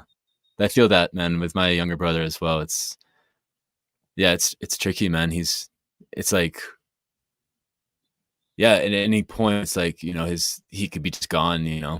and I mean, it's yeah. yeah. So that's how I have to think about it. It's like a real deal, and when speaking with him, it's like, can't lie to him. You need to tell the truth, but you love him. Like, how can he know that you love him, but at the same time, you know, tell him to not do what he's doing, basically. Right. And my family as well, we've offered him a lot of different help. He's just like very stubborn. He's going to do whatever he wants, and that's the vibe. But he's always been that way, man. If you tell him, like, what you're doing is wrong, you should do this, like, he will reject that very strongly, go the other way, go whatever way he wants, but yeah, man, he's like a gangster, man. Like, he's like his whole face is tatted. Like, he's like acts like a gangster, and he's always in these dangerous situations, and he's got tons of money from selling coke and stuff. So yeah, and whatever else he's doing, man, I don't know, but it's like, where's rock bottom? He's like jail. Yeah, It's like, yeah. where, That's what I think. it's Like, like, where, like, seeing, like, I had to stop looking at. I mean, he's blocked me now, but I had to stop looking at my brother's social media just because I'd break down just seeing it. He looks like he's trying to be like a prostitute. wow. Like, and I mean, he called my mom and said, "You finally have a little girl now," and my mom was like, "Ugh, it's gross. You're always going to be my son." And it's Yeah. the weird thing, especially like bringing back up to feminism. Wouldn't all the trans stuff just be like horribly offensive to women? Like, you think being a woman is putting on fake breasts? Like, that's a woman. You're a woman because you put balloons on your chest. Yeah, it's a total Do you? mockery, man, Yeah, to the women. And but even feminism, man, like, competing with, look at the fruits of it. They're cutting their hair, they're acting more yeah, manly, and all of it. It's already like a mock to the women, but the trans thing takes a whole other level, of mockery. So yeah. yeah, and it's getting so obvious. Men, like, we've been speaking about this, like, truth without love, is, cruel. And I told you about the videos I was making before, and how, getting that strong backlash. And I thought, if you sing this stuff, you make it in a song and put a beat to it, like, people could be more receptive to it. And for the Right. most part, that's pretty true. But now I'm like wanting to be more direct in how I'm singing, not so, abstract, and like to put a lot of words in one small space, and I have to, like, fight to not do that. But here in Mexico, man, I've sang songs, that are anti-feminist, and there's blue-haired lesbians in the crowd dancing, but a lot of it's in English, so they don't understand. That's pretty funny. Yeah, man. But Where I do you think it's think more. go on, go on. I was gonna change No, subject. yeah, Go on. change it, man. I was gonna say, where do you think the future of roots music is? Where's the future of reggae? Abba Alabanza, man. Go ahead and It's plug a your stuff. full plug. Where Yeah. can people find you? How can they listen to you? Do you sell Yeah, albums? Do you have an album coming out? I have a new album coming out titled Family. I believe it's the most controversial reggae album in history. It's coming out mid-June. I don't want to say the exact date yet because it's totally certain, but in 2 weeks for sure. Okay. And I have another pop-up song I haven't announced or told anyone about.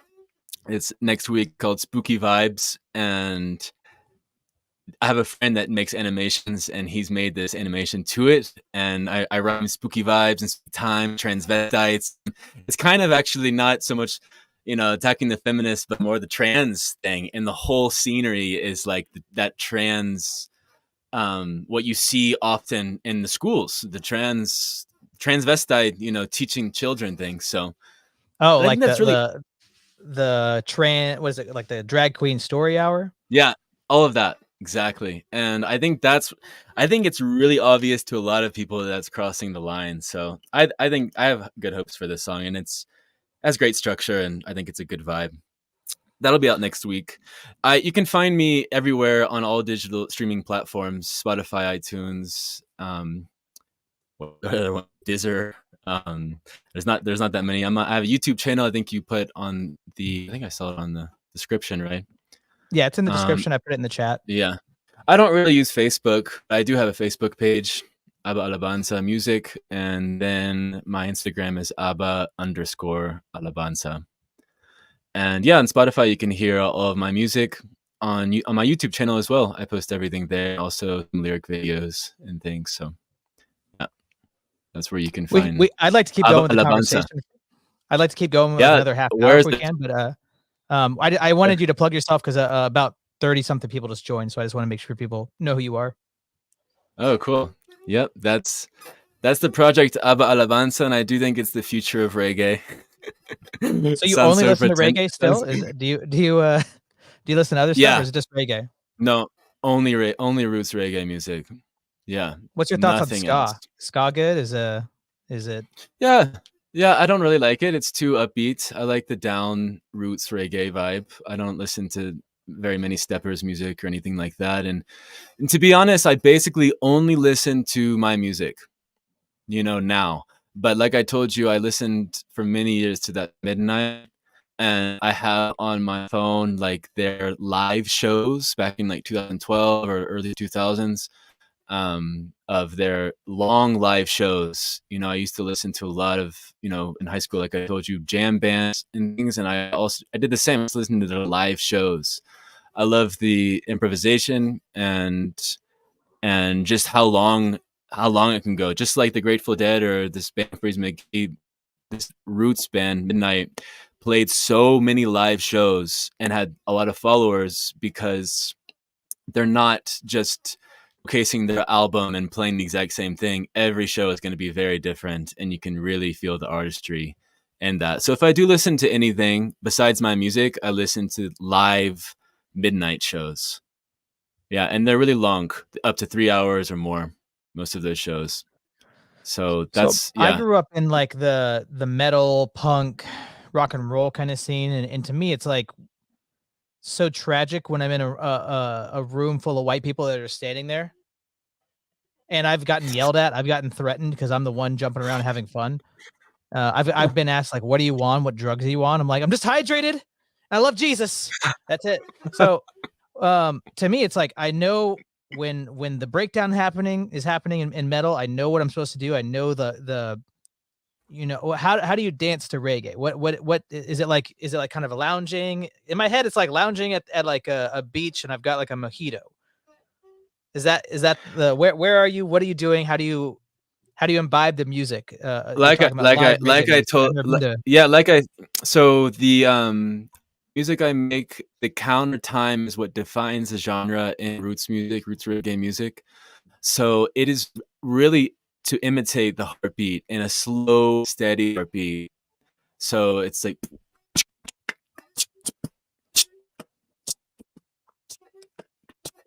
pretty much staying there. Nothing's gonna go over 150 BPM, and that's like max. And yeah, it's slow and made to have a steady, calm but aware heartbeat, and to entrain the body into that. The dancing, obviously it's not going to be couples dancing. Um, Dance like reggae is really about feel, like with the one drop of the drum between the bubble of the no that one in the middle is on the counter time, and it's right in alignment with skank. With the skank is the guitar. The guitar Yeah, skank yeah. with Yeah. And the drummer has to have all of the feeling of reggae in there and all of their cells, because they need that hi-hat to really put emphasis on the counter time. And I go so strong on that because I've worked with many drummers, because where I'm at, man, there's a lot of foreigners, there's a lot of Argentinians, there's a lot of roots music players of instruments. And so but it's also a pretty transient vibe where I'm at. Like, I have my guitar player, my bass player, and now my keyboardist is not really around. But with the drummers, I'm always changing out drummers. So it's like, in all of the drummers, I'll tell you, every drummer that plays a drum says, "Yeah, I can play reggae." They can't. They need years of just listening to it or actually playing it. But I play rock, I play jazz, I play this, I play that. Okay, that means that you don't play reggae, because either play reggae or you don't. That's really the vibe with the drum, and it all lands on the hi-hat, creating the groove with the hi-hat. You have to have listened to it for many years to be able to play the hi-hat in reggae. Otherwise, it sounds like a rock beat, and there's no soul, there's no roots feeling at all. Dancing, yeah, simple, just moving back. It's more like kind of a this, yeah. sway, a vibe. There's not a lot of people up there. There's not like partners dancing, right? There's not. No. With the steppers, it's a big scene, especially in Europe. But with sound system and steppers is the solid kick drum. So that makes people move more, and more of electronic feel, But I'm not into that at all. It's only like down tempo, roots vibes. It's a bit slower, and it gives it's more, I want to say, spiritual, man. It's just, yeah, it's like a slow, solid but aware heartbeat that you're imitating with it. And the producers and the musicians that I work with know that very clearly. They know what sound I'm looking for. They know what Abba Alabanza does once, here. So I'm super grateful for having a bunch of lions that have my back, man. And I'm telling you, like, there's no other based reggae in the modern reggae scene at all. So I am pioneering this, and it sounds pretentious, but it's just true, So I am pioneering, moving it forward, and there's already people that are following, and I know that with these next albums coming out, it's going to just leave those seeds for, I hope more reggae musicians start picking up the truth. Haile Selassie, where Rastafari comes from, was an Orthodox Christian. So if you seek truth, if you follow Christ and you play reggae music, you're gonna be bad, and you're going to have some Orthodox principles under your belt. Well, it's interesting. Otherwise, you've never really gotten into Bob Marley. He became an Ethiopian or some kind of Coptic Christian the last year of his life. That's the Tewahedo Ethiopian Orthodox Church. He got baptized, and I've been told that Peter Tosh, Bunny Wailer, someone else that's big in the reggae scene also got baptized in the later years of their life. And I haven't really looked into it, man, but I definitely have seen the that happened with Bob Marley. I can't speak much about it because I don't know. I read that he wept and that he apologized to his family. We know that he was a womanizer. He was not a good example. This is another reason why Abba Alabanza is leading the way. I'm living this, man. I live with I have my wife, my baby.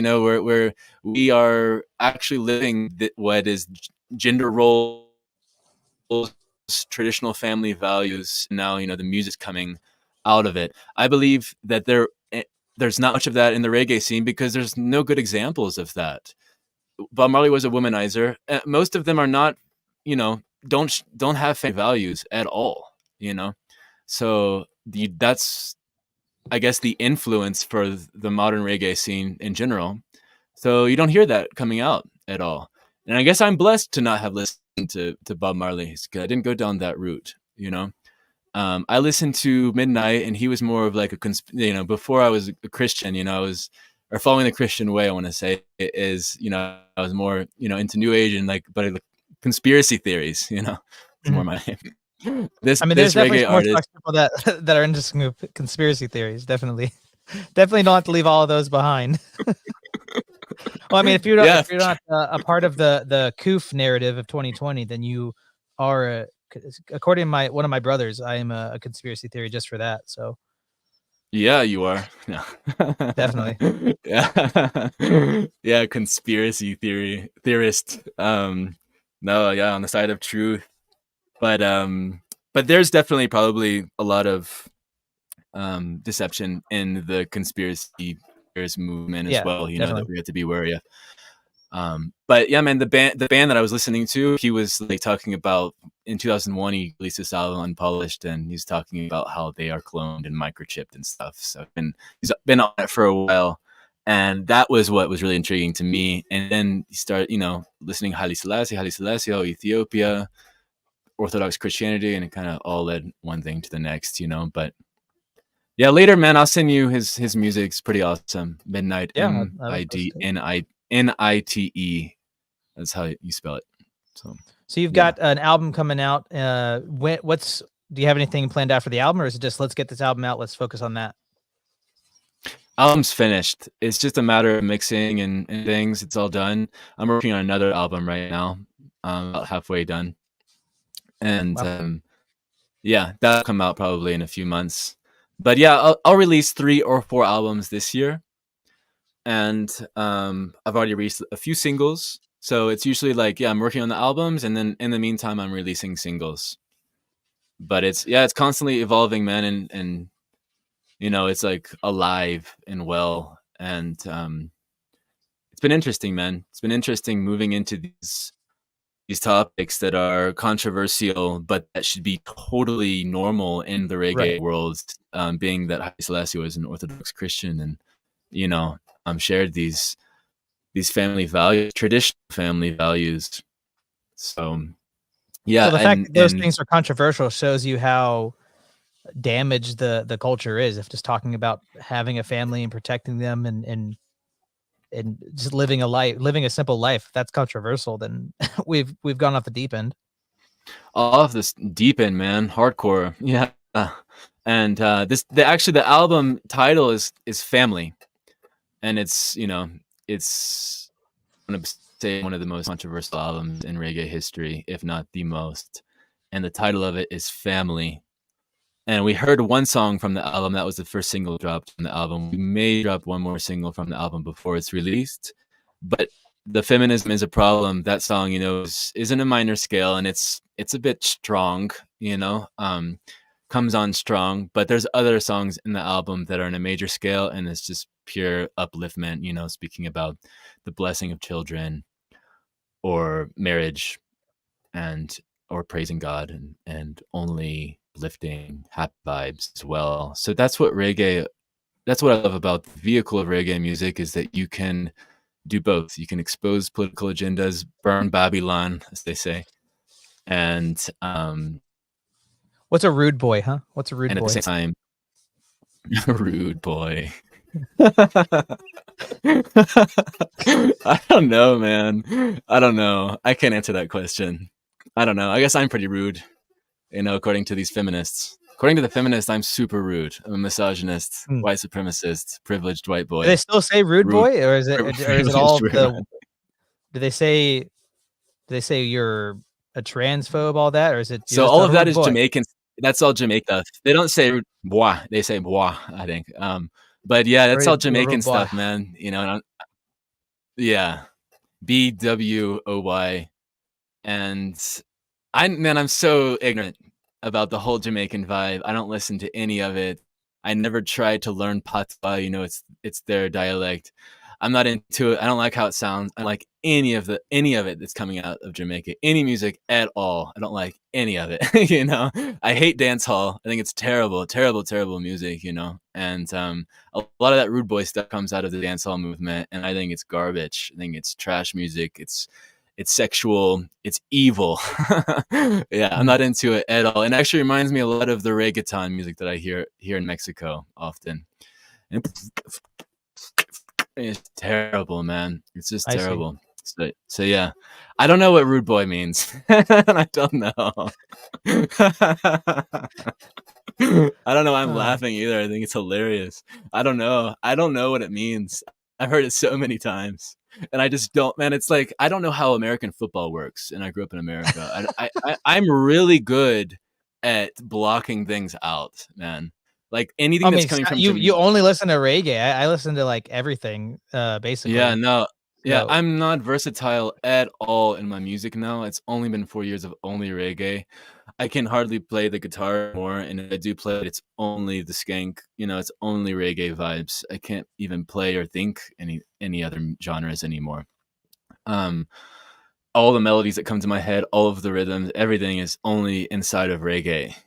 So yeah, and I'm also really good at just blocking things out. I've never watched movies. I don't know any actors. I don't know any movies, and I don't know any sports, man. I don't like. I was a rhymer. I don't know how American football works, as I told you. that's totally fine. And so the thing, I've never liked sports ball. I do like books oh and movies and stuff, but yeah, sports yeah, ball is always a waste of time. And maybe some of them, sports. maybe the movies are too, but I do think that I think there's some good art in that, but definitely the sports ball, Absolutely. that's a waste of time. I think I could grow an appreciation for the acting, but I've never been able to take it seriously. And when I was a kid, for example, and I would go over to someone's house and they had a movie on, I didn't know how to look at it. I was looking at them watching it, and I can't take it seriously for some reason. I don't know, man. Mm. It's like I felt like I was cursed actually when I was a kid for not liking these. But I say that because anything that's coming out of Jamaica is like I just block it out. I don't care about any of that at all. I think it's terrible, all of it. And I hope someone can do something good at coming out of it, because I can tell in 2 seconds I can start listening and I'm out. Boom. I'm not going to listen to that. It's trash. So What's and your writing process? Do you start with melody? Do you start with lyrics? Do you start with a message? Is it different for each song? yeah, so now, man, I work with different producers. I've somehow got this name, Abba and I told you I've worked with the top producers in the whole scene of roots music. So I mostly just let them do the called the rhythms, and then I start meditating on those rhythms, the language behind it. And yeah, man, sometimes I will compose a bass melody in chords and propose that idea to the producer. But I stopped playing instruments really. I mean, I'll still play, but like seriously, because I used to play a lot more and practice, you know. Um, but now it's only voice. I only chant, and I experiment a lot with the voice. And so I had to make that decision, like, how am I going to spend my time musically? And I just saw that the voice is where I need to put all of my energy. So it's all in the voice now. And some will have an agreement to some type of project with a producer. I'll receive the rhythms. If there's any changes in it that I need, I can let them know. And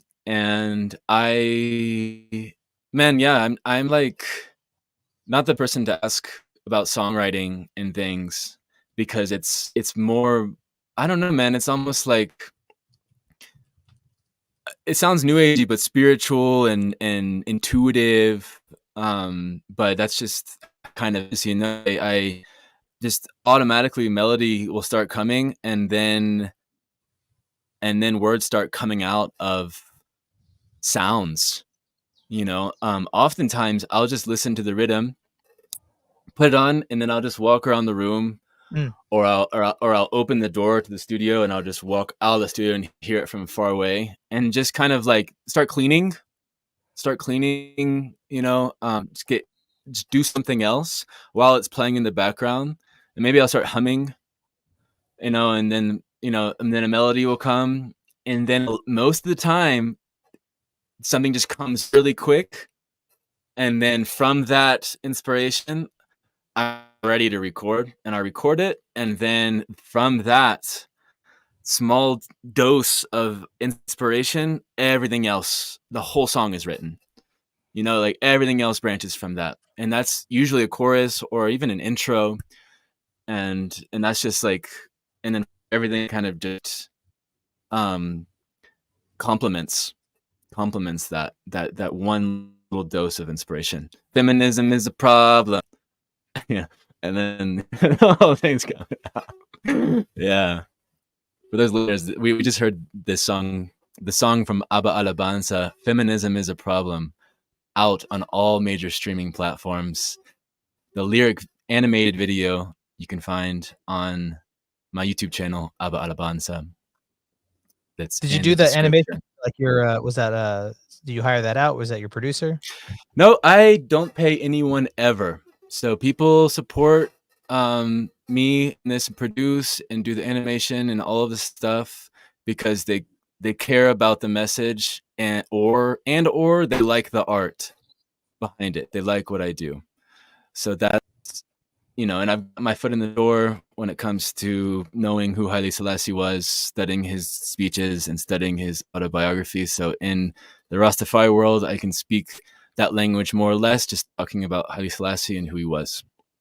And from there, a lot of people are like, "Oh, well, he knows who Haile Selassie is, and I produce this, so I'll produce something for him, because I love Haile Selassie." So that's, and he knows about Selassie, and he chants reggae, so we'll work together. But I'm not paying anyone. The people I have a friend in Germany who does the animations, and he likes what I do, man, and he's a cool guy. He's also looking into the Orthodoxy, Glory to God. inquiring into Orthodoxy. And actually, the song that's coming out next week, "Spooky Vibes in Spooky Times," a transvestite. That song, he's doing the animation for it and the cover art, actually. And he does animation, like that's his vibe, digital art animation. And nope, I don't. Yeah, I'm not paying people. We get the musicians together, we get the producers together, and we make art together, man. Like I told you, I have lions behind me on this. They're helping push this, and without them, I feel super alone and probably wouldn't have inspiration to keep doing what I do. Yeah, That's awesome, man. How do you think that's? You make also? Do I make music? Do you songwrite? Do you write songs?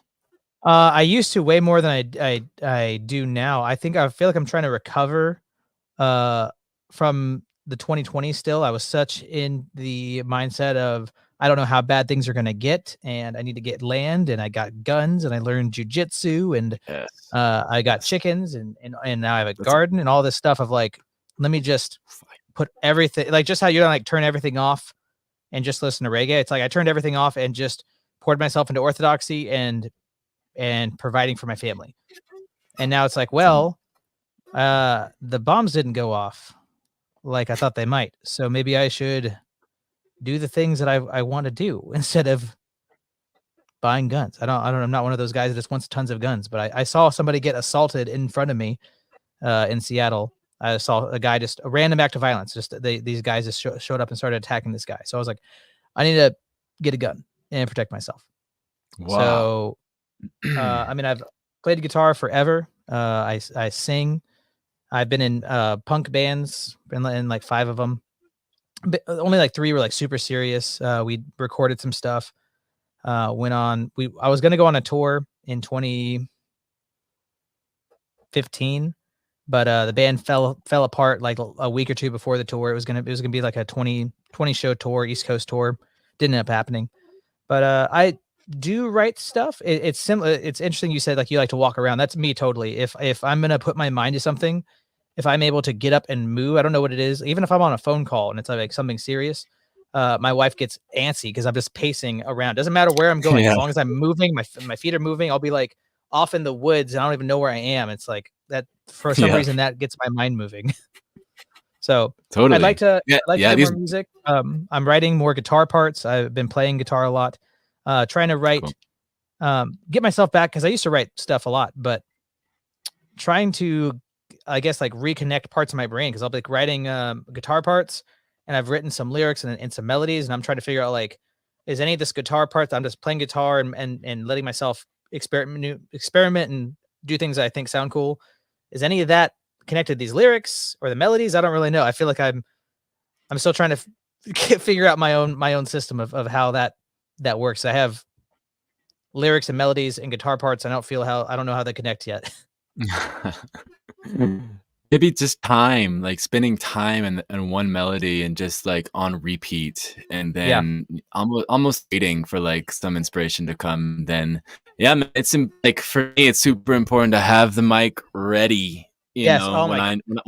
when I Yes. know that I'm gonna be about to write a song, I just have the mic ready. And man, to be honest, like a lot of this is just forced. Like there there's always some inspiration that comes, but sometimes it is like, all right, I'm just gonna sit down. I don't feel like writing a song, but my plan is, to work with this producer and to do this thing, and we have an agreement. We're gonna, but like a release date, for example, it would be an agreement. And so I'm not. I don't feel physically well right now. I'm tired, but you just sit down and you just start. Sometimes you have to Right. just force things. Force at the beginning at least, and then from there it's always inspiration that comes, and I don't think there is art without that. It's like you that's the crutch. It's the clutch. It's like that spark of inspiration, and then like I said, from there it's like everything else just feeds off that one spark of information, and then the whole body of work can be put together. I think you guys can probably hear the squeaky chair, man. It's my chair broke, so I'm I on thought it a was like your stool kid right in now. the other room or something. It's annoying. Yeah, I Yeah, understand with I try the and be having the still. mic nearby. There's so many times I'm just like driving down the road, I'm singing like just to myself, not even thinking, and I'm like, "This is brilliant." I don't remember any of Yeah. it. I wish I'd captured I wish I had a bottle ready and You have captured a the lightning. phone? Yeah, Yeah. the voice notes just have saved me so much. Just the voice notes, the quick voice See, notes, to remind myself like of the melody. a decade ago when I was in bands all the time and writing music all the time, I had just hundreds and hundreds of voice memos of ideas or whatever that just like came to me. I'm walking down the road, whatever, and I record it. And now it's just I don't have that habit. So it's just like, you know, living my life. And then I'm like, wait a second, I'd like to do something with this idea, but it's you can't remember. I can't recall all of the bits of it because it was just coming out of me. Yeah. It's It's just like, a habit. yeah, love it. Like I said, it's just forcing it a bit. Um, you know, like you have this melody, you think it's an amazing idea, and you with it and you release it, and like later, like it was okay. Yeah. You know, like most of my music, like I don't want to like discourage the audience to go listen to it, but a lot of it I don't listen to ever. Like I'm in a whole other mission. I'm thinking about not this album coming out now, but the next one. This past year I've written 180 songs. A lot of Did them you are like release all of them? okay, no, no, no, I didn't release all of them, but at least a lot of them. And I'll tell you right now, about 30 songs, around 30 songs, are unreleased because the producers are full beta males that do not want to produce. They do not want to produce my music because I'm, Wow. talking out against homosexuality or whatever that may be. So they're just scared, man. Scared to produce my music. I've had around 30 songs thrown in the trash because of these producers. And Wow. and the thing is, like, a lot of this music, like even it's funny, man, like and I don't want to say any names or anything, but I can work with producers. I know they're only working with me because they know that it'll be somewhat maybe popular, or that they see an opportunity there, even though they're not agreeing with what's being said. And it's tricky, man. I don't want to be working with those people. I want to be in a team and feel that like alchemy of like ideas being passed and forth, and we're on a mission together, and the purpose of the music, the mission gets amplified when we're sharing the same. If we're one in purpose, just like in a band, if we're all on the same mission here, it's like it's going to show in the music and in the art, and the people are going to feel that 100%. But yeah, man, the band is broken. I'm still jamming with my bassist and my guitarist. The drummer is like in and out way too much. He's in town right now. Actually, we're planning on rehearsing, but I don't have much hope for the band anymore. I've just really focused on on producing here, and man, yeah, I can get a lot done working with artists, musicians at a distance. Okay, that was my next question Getting was in here. what's the plan for when you move back to the States, back to Tennessee? Are you gonna be working with the same people remotely? Or are you gonna try to find a new crew up in the States? Absolutely. A lot of musician producers I've worked with, audio engineers as well, they share the same mission as me. They are with me. They have my back. They know where I stand. They know where we're going. They're also looking at Orthodoxy. They're, following Christ to the best of their ability. They know the mission. They're also conspiracy theorists. They believe in the flat earth. Just kidding. We definitely have some of those in the chat. I wanted to Definitely throw have some of those. I wanted to throw you off. No. Well, we could talk about that too. That would be a nice curveball. But no, man, these people have my back, and yeah, absolutely, these Lions, man, we are pushing the movement forward. It is the only based reggae exists today, and I can say that confidently until someone shows me otherwise. So, I mean, you'd be the and first out of everybody watching and me here, you're the most qualified to say that. You're the guy in the scene. yeah, maybe someone knows a band that's about these things that I don't know about. I'll say this: a lot of Brazilians have started to follow me and listen to my music because a lot of reggae music is really popular in Brazil. I want to say more popular than any other country in Brazil. And they've translated a few of my songs into Portuguese, and it's popular over there. Most of my listeners are from Brazil, actually, which is really interesting. And a lot of my songs are in Spanish as well. I also write in Spanish, mostly English, but and they can understand a lot of the Spanish songs. So I think that was kind of my foot in the door, and then from there, like, it's just kind of spread in Brazil. So there may be some Brazilian roots band that I'm unaware of, but I can't understand, if they're like the bass lyrics, But I just want to speak for the English world when it comes to bass roots reggae music. Abba Alabanza is the only one in the world today happening, and I look forward to someone sending me someone that I can listen to, and I'm sure that if someone were to send me something based reggae, and I heard it, we collaborate. You're cutting. Can you hear me now? Oh, you okay? You cut out. I can hear you now. I think you're saying if somebody was able to connect you with another based reggae musician, you'd be totally down to collab with them. We would be collaborating with each other because we'd be the only ones in the game doing what we do. Yeah. So yeah, you're also lagging a lot. I don't know if it's my end or I am in Mexico. I don't know. Mano talks about that Mexican Wi-Fi. There's something that doesn't smell right with it, is what he says. But if anybody's listening to this in the future, feel free to comment your favorite reggae band, reggae album, and I can send it over to Abba, and maybe that'll be what he needs to talk to some people. Nadim is asking, what's your most popular song? I've got an album out called Alive Today.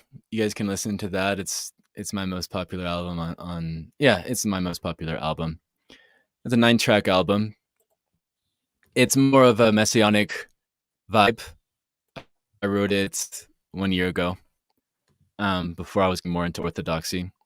But I really like the vibe, and when I do shows, I sometimes play by myself. I dub these tracks and I do vocals at the same time. And I usually will play that. Sorry, I'm trying to find myself here. There I am. We're all trying to find ourselves, man. Sorry. I will use. Yeah. So I usually always play this one live. And I think it's a very congruent album. There's only 9 tracks on it, but I think every song in it is pretty awesome. And the fruits of it show. It's definitely my most popular album. But I want to say that this one coming out, Family, in mid-June will be the most popular and the most controversial, and I think it's really good. And it's weird to say that, like, it's weird to say, like, I think this is going to be good and that's going to be good, because usually when you hear that, it's usually not good, but compared to my, I think I'm very critical actually of my own music. There's a lot of the stuff out there that I've made that it's like, that I won't go back and listen to at Oh, all. yeah. And the music speaks for itself, man. There could be a certain song that resonates with someone for a certain time, and then Right. another song for a different time. Hmm. I mean, it's similar to like how earlier you said that you needed the Calvinist people you're with, the Baptist people, the Messianic people. That's where you were. I mean, that and somehow that helped you find Orthodoxy. So yeah, it's the same thing with music. There's times where I listen to an album that's like it's what I need, and I go back to it. I'm like, not for me, but I'm glad I had Right. it back then, right? So Yeah, exactly. what's what's your plan with Exactly. marketing? How do you market? Is there anything special you're doing? I know you've said you want to do more live streams and more content on YouTube. Is it um what's your marketing strategy? Do you actually market? Because especially when I was back in bands, it felt very weird to like promote myself. I just wanted like, if you like the music, you hear us, then just check us out. It's your job, not mine. But um, obviously, my band didn't live past a couple years, so that's probably my Mm. fault. Uh, yeah, there's probably yeah. I think it's different now than before. Probably when you had your band. When it comes to marketing, man, I'm learning all of this. The marketing stuff. What I've learned lately. Just a little of behavioral science is to not make people feel like you're being sold to. Like that's a really important thing. Like I know that when an ad comes up and it's this guy telling me to go listen to his song next immediately, I'm not gonna go listen to your song, dude. But I want to find it organically, and people want to feel like they found music organically. Right. I think an amazing, like you mentioned, the live streaming. I would be doing more of this if I had better internet. I know I would. I think I don't think I'm very good at it, but I think with practice, you get better expressing yourself online. But with the live streaming, people can feel like they know you a little bit more. It's a bit more. How do I Vulnerable. say? Yeah, vulnerable. Just open. So, than making a reel. A lot of the music now, man, is like, for example, you know, I make a reel, I'll post it, and ideally, I don't have in the description, "Out now, go listen." More like someone asks in the comment, you know, "Where can is this out now?" And I'll respond to that comment and maybe pin it, and then people will feel like, "Whoa, I looked at this comment section and I found this, and then I found it organically." That's just one example of something that could happen, but it's like a constant experiment, man, because so many people are producing content. Music is also content. It's digital content. Yeah. So I'm like it's a constant experiment, man, of how to market. That's a great question, and I've been looking and observing people that are musicians that are making a living off doing this, from their streaming on Spotify and the rest, and it's really about just appearing like what I'm observing so far is like just seeming like a normal guy. And people don't it's like before it was almost like cool to be like, how look how artsy I am and how like we're so artistic, look how vintage our photo is or whatever, like act like, post thing up all cool for a photo or something. I don't know, but now it's not really like that. People are, I guess, tired of that, or I guess that's old school. And people more just want to see the normal dude up there talking, exposing themselves, giving out a lot of free content, and at the same time having something behind, to provide like some, a song. You could buy it digitally, or a CD, T-shirts, or merch, or whatever that may be, is kind of behind. But what you want to show is like free content and like, I don't know, man. I'm just observing right now how people are doing it. It's very different from how I thought it was supposed to be, or how I thought it was, or maybe I knew how it was. And now it's just changed, and I'm trying to catch up to the times. But I will say that like most people in the reggae Rastafari world have no idea about any of this at all. It's like pretty old school, Mm. so they don't know anything about marketing and things. So it's kind of up to me to just like look at people that I think their music is super cringe, like pop music, but they're super successful musicians Right. Right. that are making money off Spotify, download streams, iTunes, these things. So I need to be looking at them and how they're doing it now. And it's really about looks to me like that you just act like a normal dude, like you can make your reel and it's like you're not like what I'm not seeing much of anymore is my song's gonna come out, June 15th, like, and then Hyping it posting a up. lot of like, yeah, hyping it up. I don't see much of that anymore. It's like you see this reel that like draws your attention, and then it's like out now, and that's like the first notice that you get,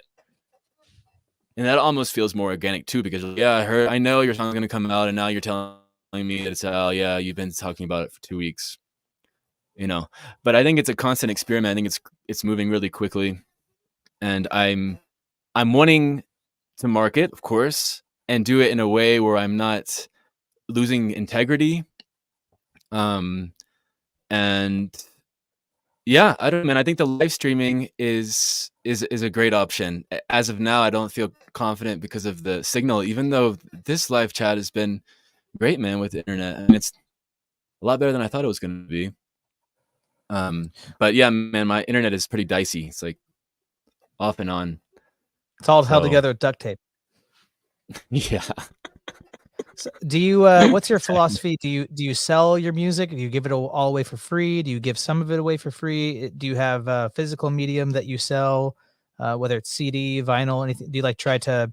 Is the physical medium of of music, is that a part of what you produce? Is that something that's important, having that analog aspect, or is it all digital? Yeah, I think there's a big market for CDs. A lot of people want CDs. Fans of mine want something physical, a token of something, to have. So that's still a thing. It's big in the reggae world, vinyl. I haven't had anything pressed on vinyl yet, even though there is talk about pressing this next album on vinyl. I hope that happens. That would be really cool. And there's a lot of people that want vinyls in the reggae world. That's a big thing. And that seems to be growing, which is surprising. Well, I think reggae is perfect for vinyl because it's you put it on and it's slow and relaxing. I mean, I could see putting reggae on in the evening. Yeah, and then a lot of the B-side is dub. So a lot of my songs they end up being dubbed by different producers, which means basically, well, it's in its case right now, but you're mixing live, and that's the dub. Like you're putting a bunch of reverb on the snare all of a sudden, or you're putting a bunch of delay on the guitar, or you're taking off the vocals. And that's when I play live right now, when I'm doing the solo project, I'm dubbing and at the same time voice. So I can dub my voice, I can change it, I can loop, throw reverb on the snare. That's a big one in the dub scene. Throw reverb on the snare, or delay on the bubble organ or the guitar skank, and or on the hi-hat. The delay on the hi-hat, gets really spacey. I'm not a big dub guy. I don't listen to a lot, but playing it live is really cool. And playing dub, like dubbing live, is really fun. It's pretty intuitive. It's pretty cool. And that did come out of Jamaica, I believe. I don't even know. I don't know much of the history behind it, but I know that it came out of Jamaica, I want to say. So yeah, man. Bandcamp is one where people can buy digital downloads. Right now, I'm making a website, abbaandI.com, and there I will offer merch and digital downloads and all of the things. But yeah, that's in the making right now, and I'm wanting to make it work, man, as much as possible. I'm putting a lot of effort into it. So I've released a lot of music, and now I'm trying to figure out how to harness this and offer it in different ways. And yeah, I have a website yet, and I've been holding off because I had the belief no, I need more online presence and then get a website. But now I'm thinking, no. I also learned that in Spotify you can direct people to your website. Spotify, you can connect WooCommerce merch from Spotify and your website. So now it's even more beneficial to have a website as a musician, because of Spotify. If you have that are being streamed on Spotify and iTunes. So, but yeah, that's tricky, man. That's tricky. And also like if there's one song that becomes like popular or I have this in my head, like if like this song next week, Spooky Vibes, I think it's really good, and it has really good visuals with the animation, and it's also super relevant because it's Pride Month, and Yeah. yeah, and it's kind of burning the trans movement in a way which a lot of people resonate with. Like that's a problem, probably even a bigger problem than the feminist problem, even though they're super connected. And yeah, like Spooky Vibes, this like blows up and make merch out of that, like have my Spooky Vibes hoodie or whatever, that's tricky, man. That's absolutely tricky. And I want to make it work, man. So right now I'm doing everything possible to make it work. And at this point, in the scene, I still like making albums because I can't find a way to express a certain idea in just one single sometimes, but Right. but most of the times I need a whole album to express a certain idea. And but it's not really the vibe anymore. People are just releasing singles and often, and there's also a lot of bad quality music being pushed out as well, just like, I don't know, in my opinion, at least, just like releasing Yeah, singles just for the sake of singles. I agree.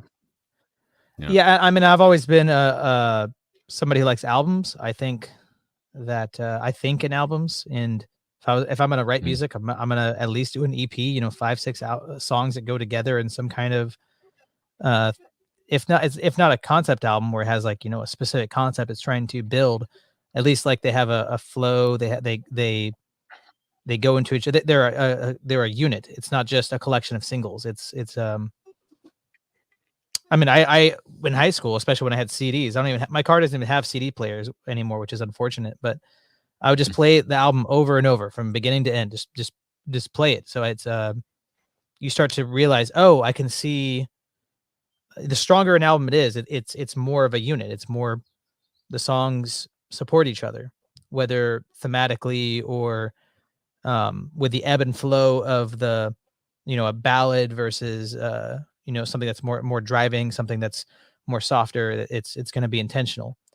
So yeah, I'm glad that you're doing albums. Not there's nothing wrong with just putting out a song, but it's I guess it started with iTunes. Yeah. With you can just buy a song by itself, and now Spotify and everything is just, maybe it's also have to do with like the TikTok brain of everybody just needing something right now, the next hit, instead of being able to sit down and listen to something that's a half hour long full idea made up of different songs.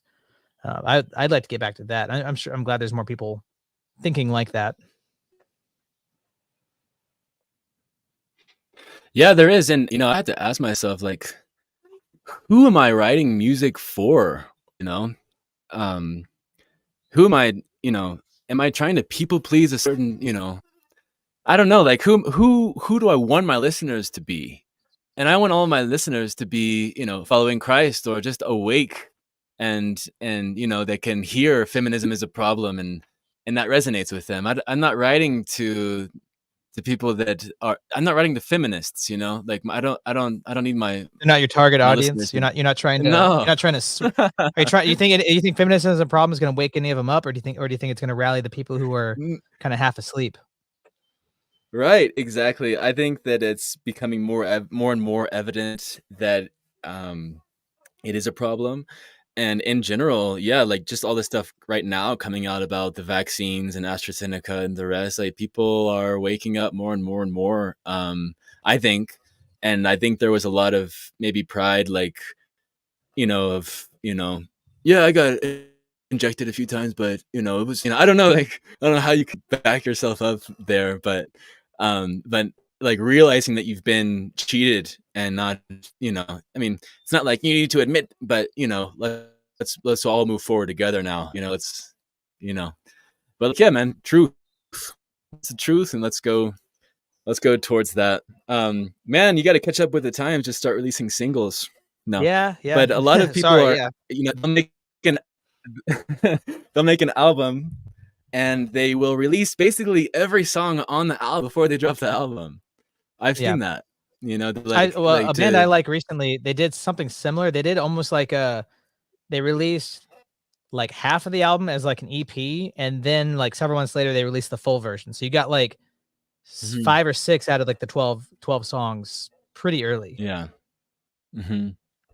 I usually do two, one, usually one, and then sometimes two. That's been my vibe so far. Um, yeah, just a little glimpse what's to come, but not releasing the whole thing, you know. Then there's not like that feeling of like, oh, the album got dropped. So yeah, I've heard all these songs and now they're you just put together. Well, not to cut the conversation off, Dad, my black dad, but it is 2.5 hours. I do want to be respectful of your time, and I know you got a family, and you're taking time out of being with your family to be here. So if there's any place you want to go in the conversation, or if you want to wind it down, I just want to open it up for either possibility for you. What was the other possibility? Man, I can't Uh, believe it's been 2.5 hours. That's wild. yeah. I was like, If you need to hour go max. and be with your family, we can end it. We can wind the stream down now, or if there's something, if you want to keep talking what we're talking now, if there's anything in the conversation that you wanted to go back No, to, or any new direction, I'm up to no, man. for going longer, but I don't want to keep you if you got to get going. No, I really appreciate it, and I'm not looking at comments. I don't know if there's questions or anything that we could, There's been answer. Before I, there's been a couple. If anybody has a question for Abba, go ahead and type it in. Let me see if I have any. Natash asked, why do I interview people from Mexico so much?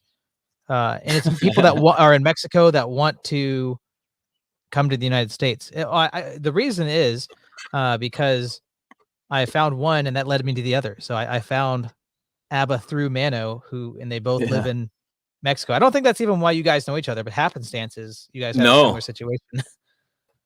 I had no idea he was from Mexico before. He told me. He ended up telling me, but I didn't know that before we met. What, technically, he's a Greek Canadian who lives in Mexico. But Yeah, well, my lives. tech, No, yeah, that's what I meant. my tech is asking, what is dubbing? Can you describe dubbing one more time? Yeah, dubbing. One sec.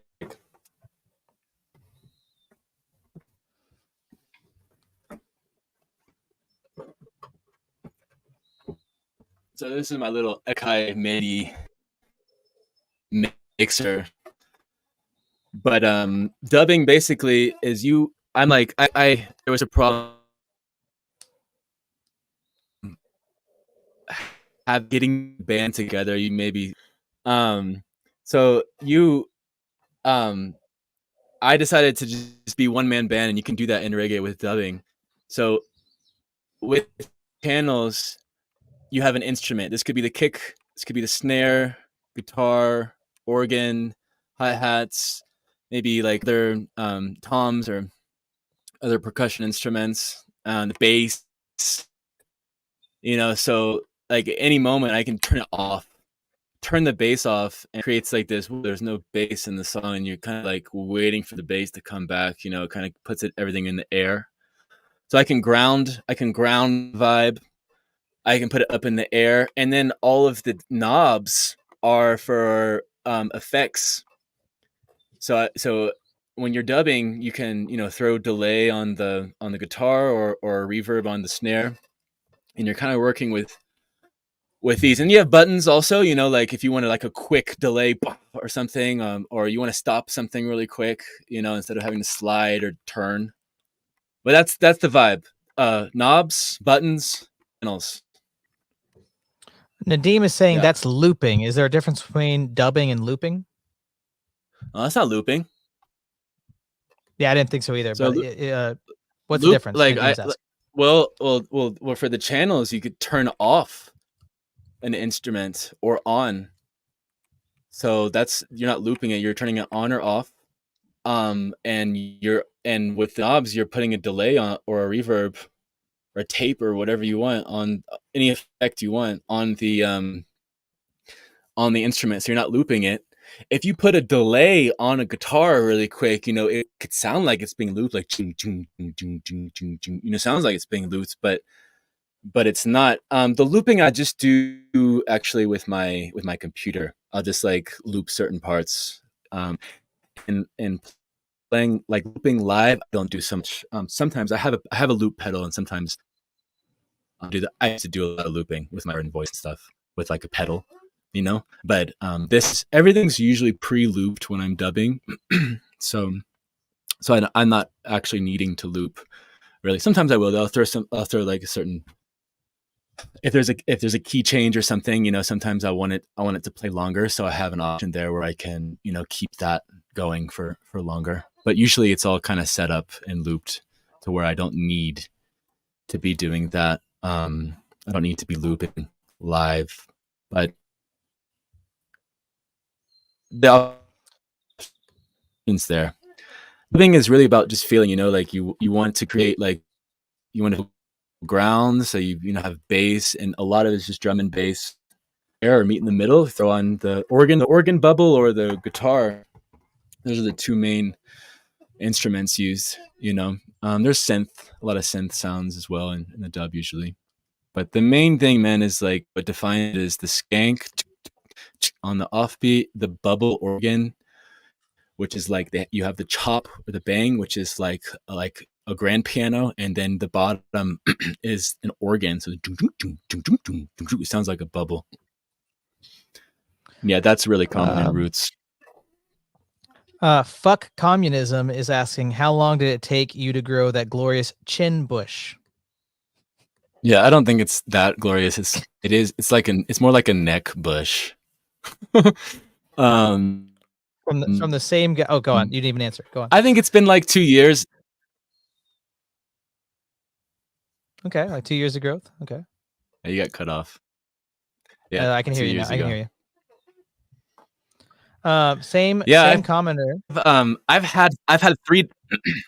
Sorry, I've had 3 different pairs of dreadlocks come through since I was a kid. I've had dreadlocks, and then I've only cut my hair 3 times in life. It's just shaving my head. Wow. The beard, I've only one other time I've had it really long. But right now, like I can, yeah, it's that's right. Yeah. So yeah, that's the beard. That's the neck bush.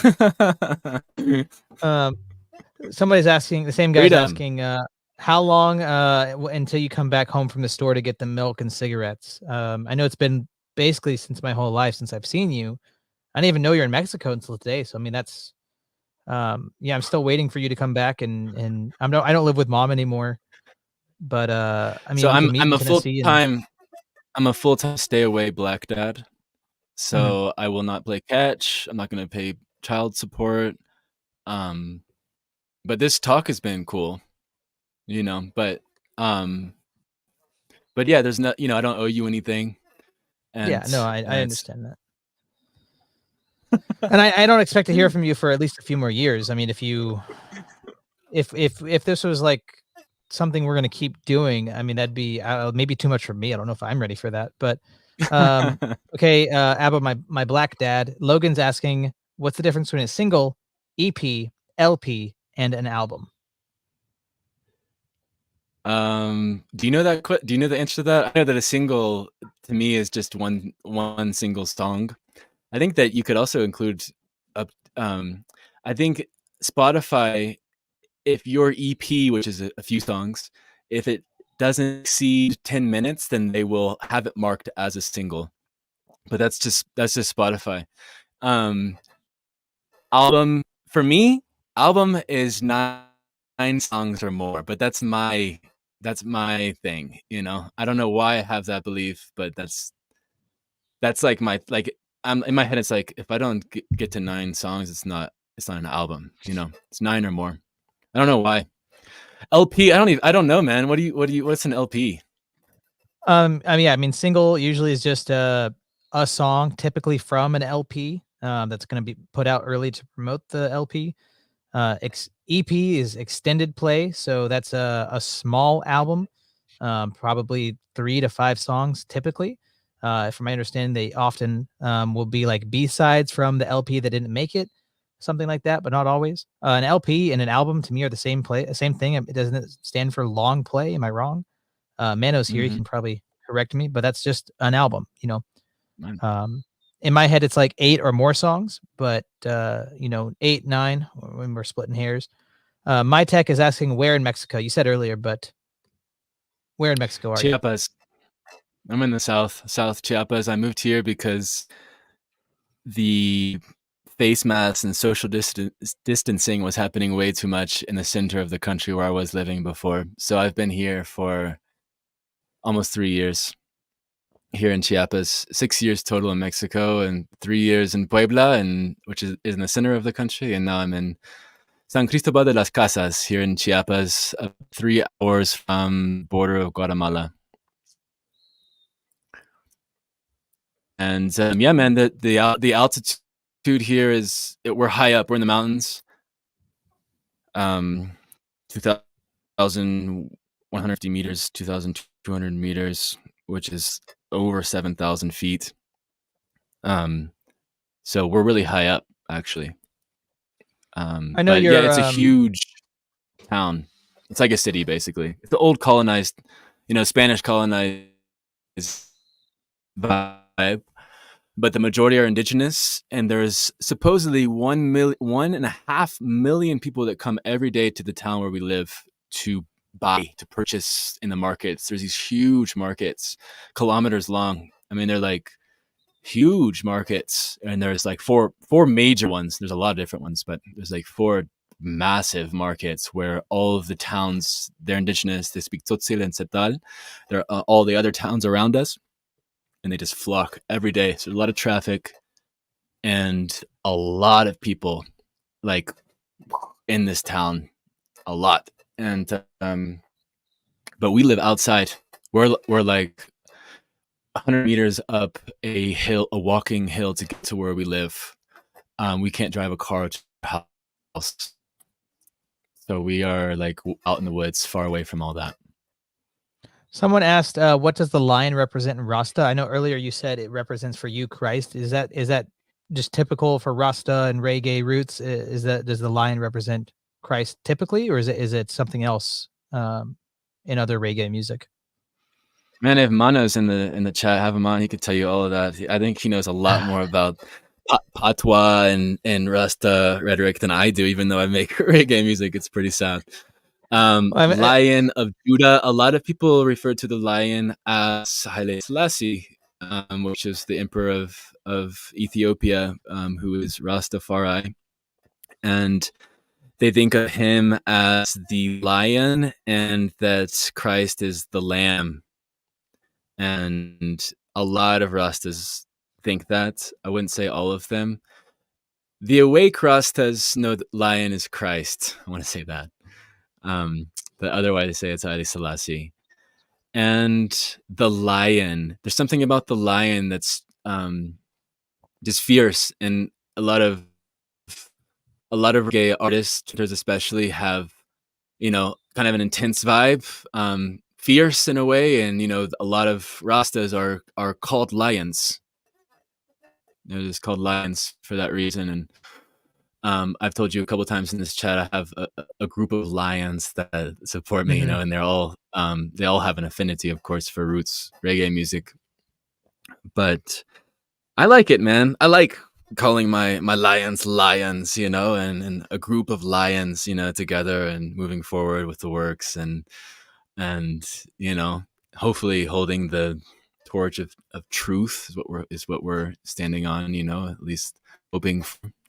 And the lion, yeah, I think for most Rastas, it's Haile Selassie. Smoker's Pride is asking, do you believe that Jah made the do you believe that Jah made the herb for man, or is that a different thing? He's talking about the ganja. Yeah, I don't promote ganja. I don't talk about it. It's not a thing that I am into. What I do know is that a lot of Rastas consider a holy sacrament, and and they basically worship ganja, you know. And I don't speak against it. I don't speak for it. It's not something that I sing about, that I'm into. So I made it for man, a man for the herb. I want to say that you know that there's a hierarchy, that the creation is for us, and we are to subdue it. And yeah, that was an act of love. You know, God giving us this creation and us being made in His image. But that doesn't mean, you know, go out and take a bunch of psychedelic mushroom. So, you know, we Right. need wisdom. Natasha's asking, what do Rastas believe in? The Cliff Notes version. Most Rusts, you know, most Rastas today in the modern world are New Agers. They believe, you know, that there is no good or evil or relative truth. They say they believe that, but they don't actually believe that. But Rasta, it comes from Ras Tafari, and it was the name of Haile Selassie. Haile Selassie is an emperor of Ethiopia in the early 1900s. And his baptismal name is Haile Selassie, which means power of the Holy Trinity. And a lot of Rastas believe that he is the second coming of Christ, that he is God. They believe that he's God. And they're wrong. And you can read his autobiography and you can read his speeches and you can see that he had a confessor. God would not have a confessor. And that he was an Orthodox Christian, a Tewahedo Orthodox Christian. And I'm sure Mr. Westford, my black son, knows a lot more about the difference there between the Eastern Orthodoxy and Oriental Orthodoxy. Yes. But that's the last question I have is do you know the difference between, somebody's asking if you knew the difference between Ethiopian and Eastern Orthodox? That's not a question really for me. I know that there was some ecumenical council that they skipped out on, and I don't know, man. I maybe there's something there with the Trinity as well that they believe differently. I wish I could tell you and speak about that more. Yeah, but we can talk about it later. I can send you some stuff to read and watch about it. But the main thing, just Cliff Notes version on this, is they disagreed with the nature of Christ. So Eastern Orthodox believe that Jesus Christ is fully God and fully man, and it's under the one divine person of Christ. So when the pre-incarnate Christ became man, he took on human nature to himself, and it was like the human nature came up to the divine nature, and the divine nature like deified the human nature, if that makes sense. But the Ethiopian Oriental perspective is that the divine nature and the human nature intermixed, and they became a new nature. Because they thought, oh, what divine nature, human nature, that sounds like two different persons. That sounds like another heresy, which says that God, the Son, is a person, and Jesus Christ, the man, is another person. They're separate. We're saying that it's one person, and that he possesses two natures. That it's that having two different natures doesn't make you two different people, two different persons. It's nature is proper to person, I believe, if I said that right. And from our perspective, if you have what's called tertiary quid, that's just a fancy word for a new nature, a third nature. So it's no longer just divine, it's no longer just human. It's a third thing that's no longer related to God the Father, because it has the mankind mixed together with it. And it's no longer normal. It doesn't connect to our humanity because it has the divine nature intermixed with it. It's become a third nature. So from our perspective, the possibility for salvation through Jesus Christ is lost when you have that tertiary quid, that third nature, because the fathers will say what is not assumed by Christ cannot be saved. He became a full man. He has a human mind. If you deny that, that's called Apollinarianism, which is saying that Christ doesn't have a human mind. He had a body. He had everything that's proper to what we have. So that's what we believe. That's the main. That's, other than a couple other things, that's the main disagreement. That's why they left, was over that disagreement.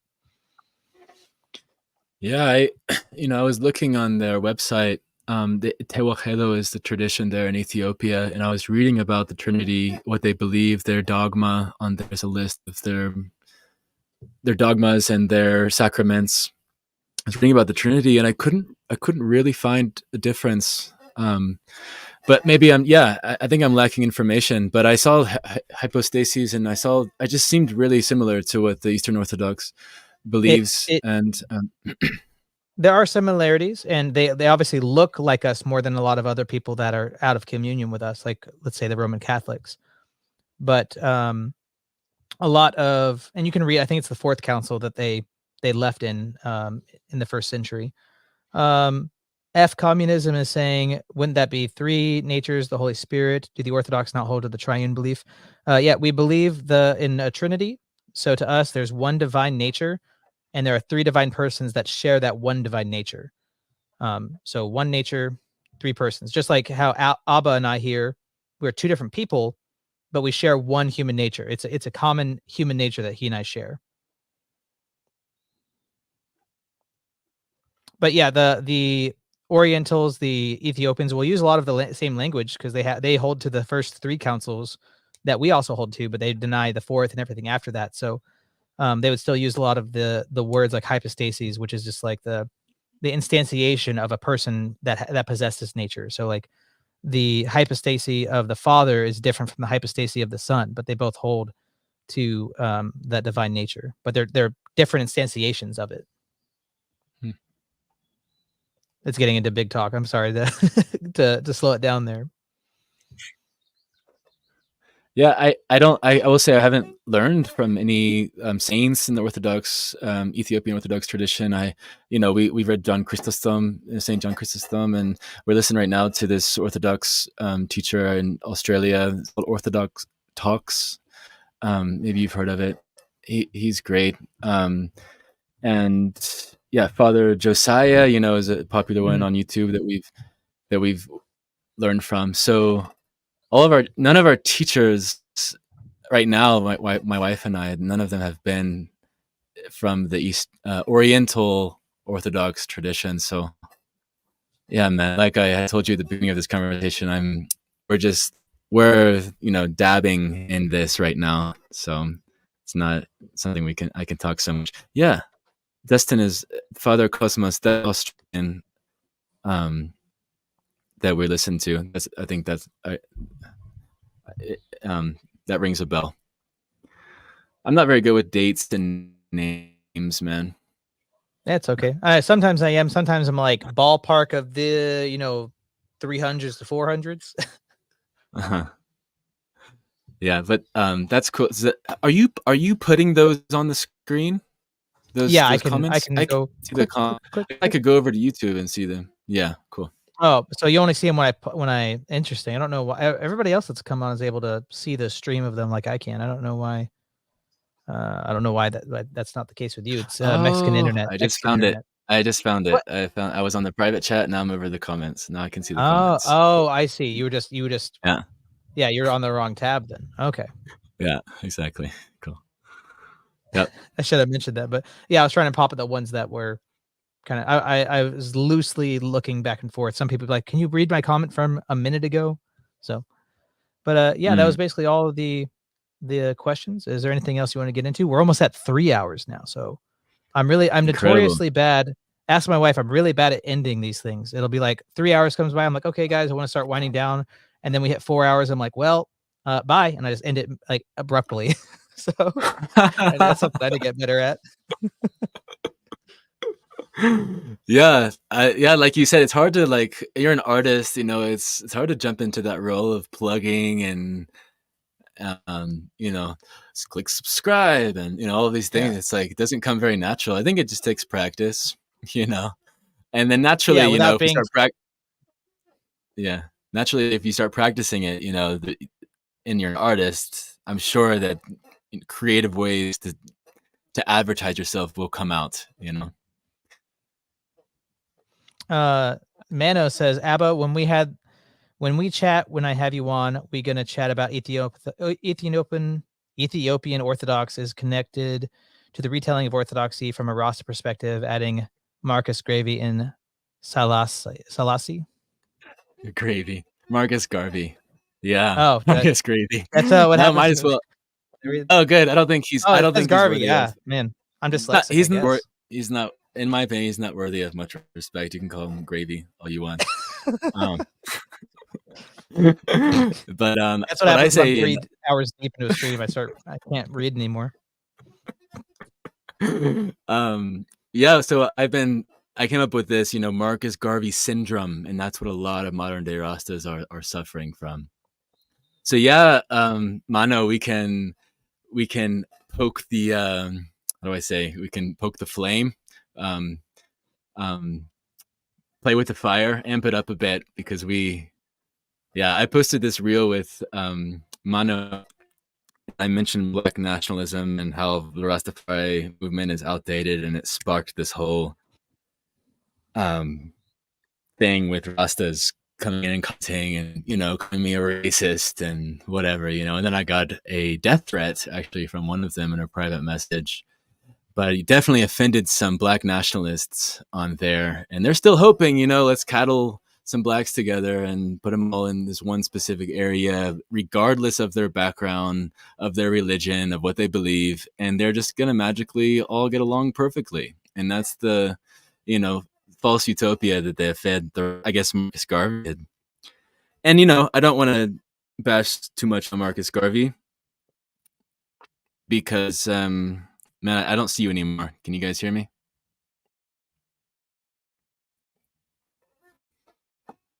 Maybe there was a time and place for Garvey.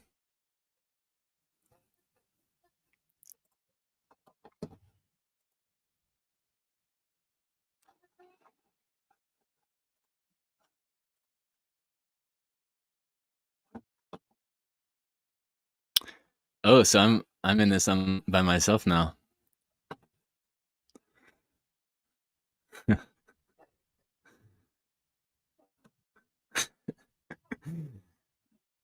It's my stream now. No way. Oh no, can I have you on for a sec? Is that possible? No, I guess I don't have any control of this stream. No, I can't. I'm not gonna lead this. I guess I'm gonna swoop out as well. Thank you all for listening, and hopefully I can jump on again with my black son, even though I'm a full-time stay away black dad at this point. I've been that way for 2 weeks now. All right, peace.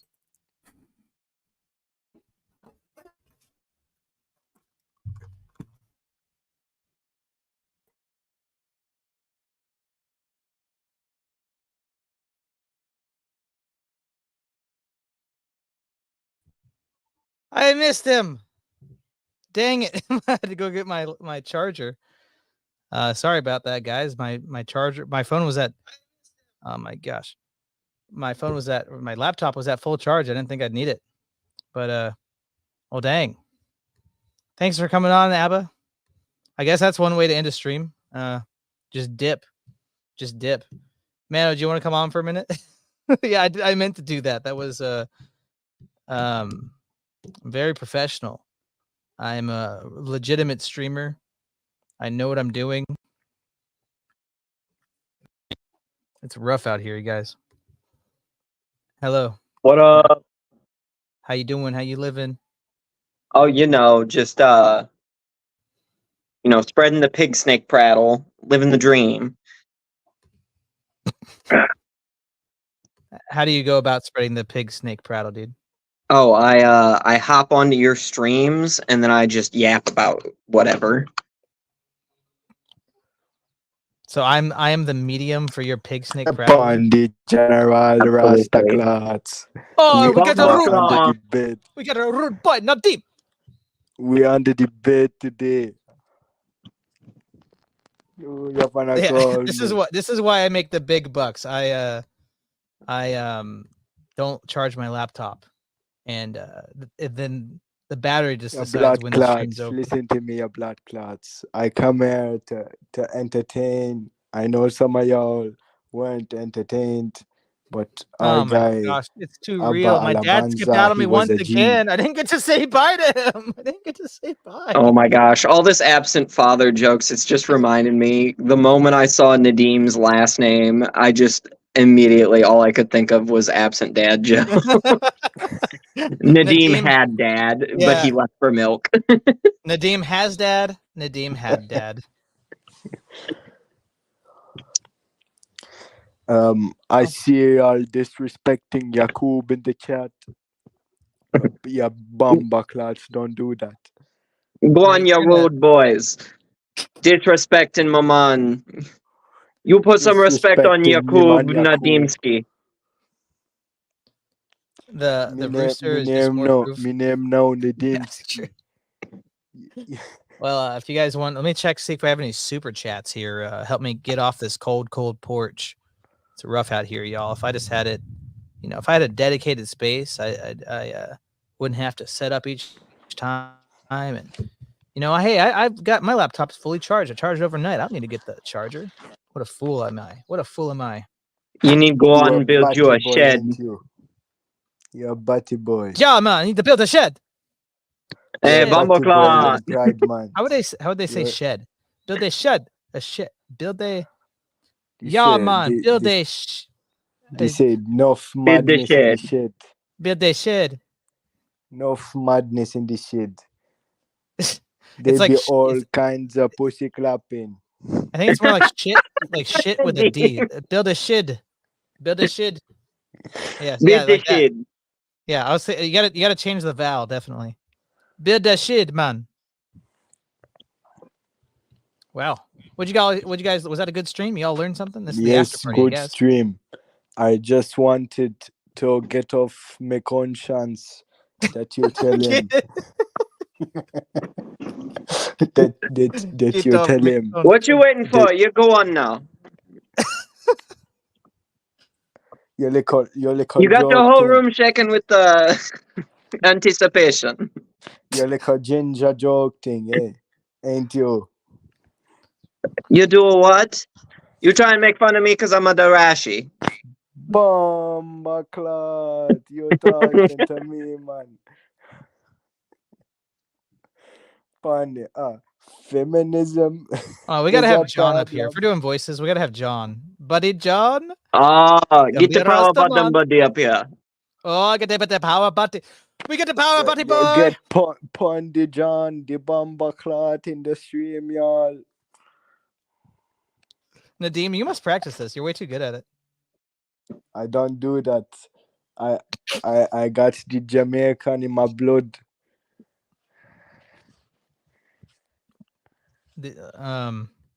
Did it get there through birth or some other means? Yeah, Natachki. Bomba clot is bomba clot. It's part of our dictionary. We don't know what it means, but we just say it every time we do reaction in it. I'm gonna go on now. I'll be right back. That Are was we, half Samuel Jamaican, half Indian. And $5 says it ain't much, but I hope it helps. Well, thank you, sir. And guess what? You just brought us to $200. $200, everybody. We are at $200. We are on our way. Thank you, man, for studio. the green paper. You getting Yeah, me, man. Westford. Thank you. Yeah, man. Enough respect, Yeah. man. Unbox me, mom. Enough respect. You are not a rude boy, man. We are $200, man. Where is Mano? Where is Mano, he? man. Get Where's me the Rasta Mano Spear, clot. man? Where the Get me man, Rasta mano? clot in the Oh, John microphone. Bomba clot. We got the boy Rasta John up in clot. here. Batty- Do you have your look- coconuts ready for cracking? You looking like a batty boy today, man. You crack What my you coconuts any talking day, about? John. My coconut so crack. Looking I like don't know what a bomba mad clot batty is. boy. It's just an exclamation, as far as I know. Bomba clot. Like it's yeah. How you do?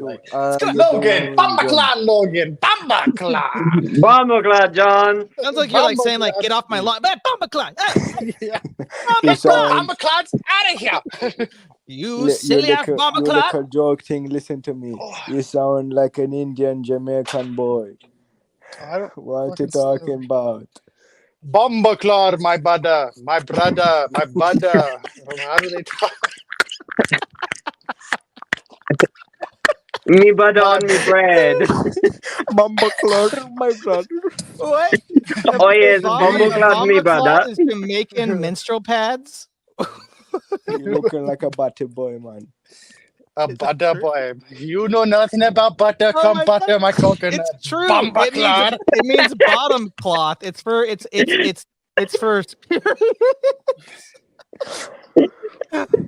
get that woman get that rude boy's girl a bomba clot.